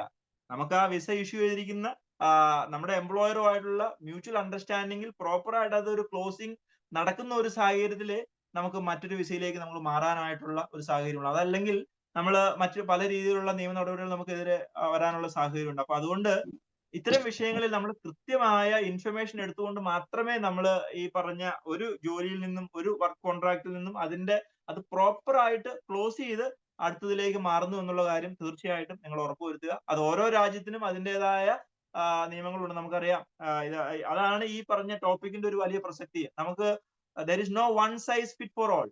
ഓരോ രാജ്യത്തിനും നമ്മുടെ ഇവിടുത്തെ നിയമം ആയിരിക്കില്ല മറ്റൊരു രാജ്യത്ത്, അത് മിഡിൽ ഈസ്റ്റിലുള്ള ഒരു നിയമം ആയിരിക്കില്ല യൂറോപ്പിൽ എത്തുമ്പോൾ. ഓരോ രാജ്യത്തും അതിൻ്റെതായ നിയമങ്ങളുണ്ട്. നമുക്കിപ്പോ മുഴുവൻ നിയമങ്ങളും നമുക്ക് പഠിക്കേണ്ട കാര്യമില്ല, പക്ഷെ നമ്മളുമായിട്ട് ബന്ധപ്പെട്ട മിനിമം കാര്യങ്ങൾ തീർച്ചയായിട്ടും, പ്രത്യേകിച്ച് നമ്മുടെ തൊഴിലുമായിട്ട് ബന്ധപ്പെട്ട് നമ്മളൊരു വിസ ചേഞ്ച് ചെയ്യുമ്പോൾ ഉണ്ടാകുന്ന കോംപ്ലിക്കേഷനെ കുറിച്ച് തീർച്ചയായിട്ടും നമ്മൾ കൃത്യമായിട്ട് ഇൻഫർമേഷൻ എടുത്തതിന് ശേഷം മാത്രമേ അതിന്റെ ഫർദർ ആയിട്ടുള്ള പ്രോസസ്സിംഗ് നടത്താൻ പാടുള്ളൂ. Okay, thank you sir. നമ്മൾ ഏകദേശം 1.5 മണിക്കൂറോളമായി ഈ ഒരു പ്രോഗ്രാം കണ്ടിന്യൂ ചെയ്യുന്നു. ഏറ്റവും അധികം ആവശ്യമായ ഇൻഫർമേഷൻസ് നമുക്ക് കിട്ടിയെന്ന് മനസ്സിലാക്കുന്നു. ഇന്നത്തെ ഒരു മീറ്റിങ്ങിന് ഔപചാരികമായിട്ട് അതിന്റെ നന്ദി പറയുവാനായിട്ട് നമ്മുടെ നേഴ്സുമാരിൽ ഒരു ശ്രദ്ധേയനായ എഴുത്തുകാരനും പ്രത്യേകിച്ച് മാതൃഭൂമി, കൗമുദി മുതലായ പത്രങ്ങളിലെ ഒരു നേഴ്സ് കോളനിസ്റ്റുമായ ഞങ്ങളുടെ ഏറ്റവും പ്രിയപ്പെട്ട ജോബി ബേബി കുവൈറ്റിൽ നിന്നും ജോയിൻ ചെയ്യുന്നുണ്ട്. അദ്ദേഹത്തെ സ്വാഗതം ചെയ്യുന്നു. ജോബി സാർ. എല്ലാവർക്കും നമസ്കാരം. വളരെ ചുരുങ്ങിയ സമയം കൊണ്ട് സുരക്ഷിതമായ കുടിയേറ്റം എങ്ങനെ സാധ്യമാകാമെന്ന് നമുക്ക് പറഞ്ഞു മനസ്സിലാക്കി തരികയാണ് ഉണ്ടായത് ജോസ് എബ്രഹാം സാറ്. എന്നിൽ നിക്ഷിപ്തമായിരിക്കുന്ന കർത്തവ്യം എല്ലാവർക്കും നന്ദി പ്രകാശിപ്പിക്കുക എന്നുള്ളതാണ്. ഈ പരിപാടിയിൽ പങ്കെടുത്ത എല്ലാവർക്കും നന്ദി പ്രകാശിപ്പിക്കുക എന്നുള്ളതാണ്. ആദ്യമേ തന്നെ ഏറെ തിരക്കുകൾ ഉണ്ടെങ്കിലും നമ്മൾ ക്ഷണിച്ചപ്പോൾ തന്നെ ഈ പരിപാടിയിൽ വരാമെന്ന് ഏൽക്കുകയും ആ പരിപാടിയിൽ നമ്മളോടൊപ്പം ഇത്രയും നേരം നമ്മളോടൊപ്പം സംസാരിക്കുകയും ചെയ്ത ജോസ് എബ്രഹാം സാറിന് എയിംനയുടെ പേരിലും നമ്മുടെ SNAയുടെ പേരിലും നന്ദി പ്രകാശിപ്പിച്ചുകൊള്ളുന്നു. അടുത്തതായിട്ട് നന്ദി പ്രകാശിപ്പിക്കാനുള്ളത് നമുക്ക് സ്വാഗത പ്രസംഗം ആശംസിച്ച ആഫ്രിക്ക, യൂറോപ്പ് എന്നിവയുടെ കോർഡിനേറ്റർ കൂടിയായിട്ടുള്ള ഷാനി ബ്രദറിനാണ്. ഷാനി ബ്രദറിന് എയിംനയുടെ പേരിലും SNAയുടെ പേരിലും ഉള്ള നന്ദി പ്രകാശിപ്പിച്ചുകൊള്ളുന്നു. അടുത്തതായിട്ട് നന്ദി പ്രകാശിപ്പിക്കാനുള്ളത് ഇന്ത്യൻ പ്രൊഫഷണൽ നഴ്സസ് അസോസിയേഷന്റെ ജോയിന്റ് സെക്രട്ടറി ആയിരിക്കുന്ന സിജു തോമസിനാണ്. സിജു തോമസിന് നന്ദി പ്രകാശിപ്പിച്ചുകൊള്ളുന്നു. അതുകൂടാതെ തന്നെ ഈ പരിപാടിയിൽ പങ്കെടുത്ത ഈ പരിപാടിയുടെ കോർഡിനേറ്റർ കൂടിയായിരിക്കുന്ന നമ്മുടെ എബ്നയുടെ ഫൗണ്ടർ ആയിരിക്കുന്ന സിനു ജോൺ ഉണ്ട്. അതുകൂടാതെ തന്നെ മാർട്ടിൻ സെബാസ്റ്റ്യൻ ഉണ്ട്, അമൽ വർഗീസ് ഉണ്ട്. എല്ലാവർക്കും ഒറ്റവാക്കിൽ നന്ദി പ്രകാശിപ്പിക്കുന്നു. അതുകൂടാതെ തന്നെ നമ്മുടെ SNIയുടെ സ്റ്റേറ്റ് അഡ്വൈസർ ആയിട്ടുള്ള അൻസൽ മുല്ലശ്ശേരി ഉണ്ട്. അതുകൂടാതെ തന്നെ നമ്മുടെ TNAയുടെ മെമ്പേഴ്സ് ഉണ്ട്. നമ്മുടെ വിവിധങ്ങളായിട്ടുള്ള സ്കൂളുകളിൽ നിന്ന് വന്നിട്ടുള്ള നിരവധി ആൾക്കാരുണ്ട്. നമ്മുടെ സ്റ്റുഡൻസ് ഉണ്ട്. എല്ലാവർക്കും ഒറ്റവാക്കിൽ പരിപാടിയിൽ പങ്കെടുത്ത എല്ലാവർക്കും ഒറ്റവാക്കിൽ നന്ദി പ്രകാശിപ്പിച്ചുകൊണ്ട് നിർത്തുന്നു. നന്ദി, നമസ്കാരം. Thank you Jovi sir. ഒരിക്കൽ കൂടി എല്ലാവർക്കും നന്ദി അറിയിക്കുന്നു, എല്ലാവിധ ആശംസകളും അറിയിക്കുന്നു. പ്രത്യേകിച്ച് ഞാൻ ആദ്യമേ സൂചിപ്പിച്ചതുപോലെ തന്നെ നമുക്ക് മിക്ക രാജ്യങ്ങളിൽ തന്നെ നമ്മുടെ നഴ്സസ് കൂട്ടായ്മകളുണ്ട്, വാട്സപ്പ് കൂട്ടായ്മകളുണ്ട്. അത് നിങ്ങൾക്ക് സാർ അതിന്റെ പ്രാധാന്യത്തെ പറ്റി നിങ്ങളോട് പറഞ്ഞിരുന്നു. നമുക്കത് യൂസ് ചെയ്യാവുന്നതാണ്. അതുപോലെ നമ്മുടെ ഫേസ്ബുക്ക് ഗ്രൂപ്പുകളുണ്ട്, അതുപോലെ മറ്റ് അനവധി കൂട്ടായ്മകളുണ്ട്. അതൊക്കെ നിങ്ങൾക്ക് തിരക്കാനായിട്ട് സാധിക്കും. പിന്നെ ഇതിൽ ചാറ്റിൽ ഞാൻ നേരത്തെ പറഞ്ഞ പോലെ ഇന്നത്തെ ടോപ്പിക്കുമായിട്ട് റെലവെന്റ് അല്ലാത്ത നമ്മുടെ പ്രൊഫഷണലി ഉള്ള പല ക്വസ്റ്റ്യൻസ് വന്നിട്ടുണ്ട്. നിങ്ങൾക്കത് അതാത് നിങ്ങളായിരിക്കുന്ന ഗ്രൂപ്പുകളിൽ ചോദിക്കാം.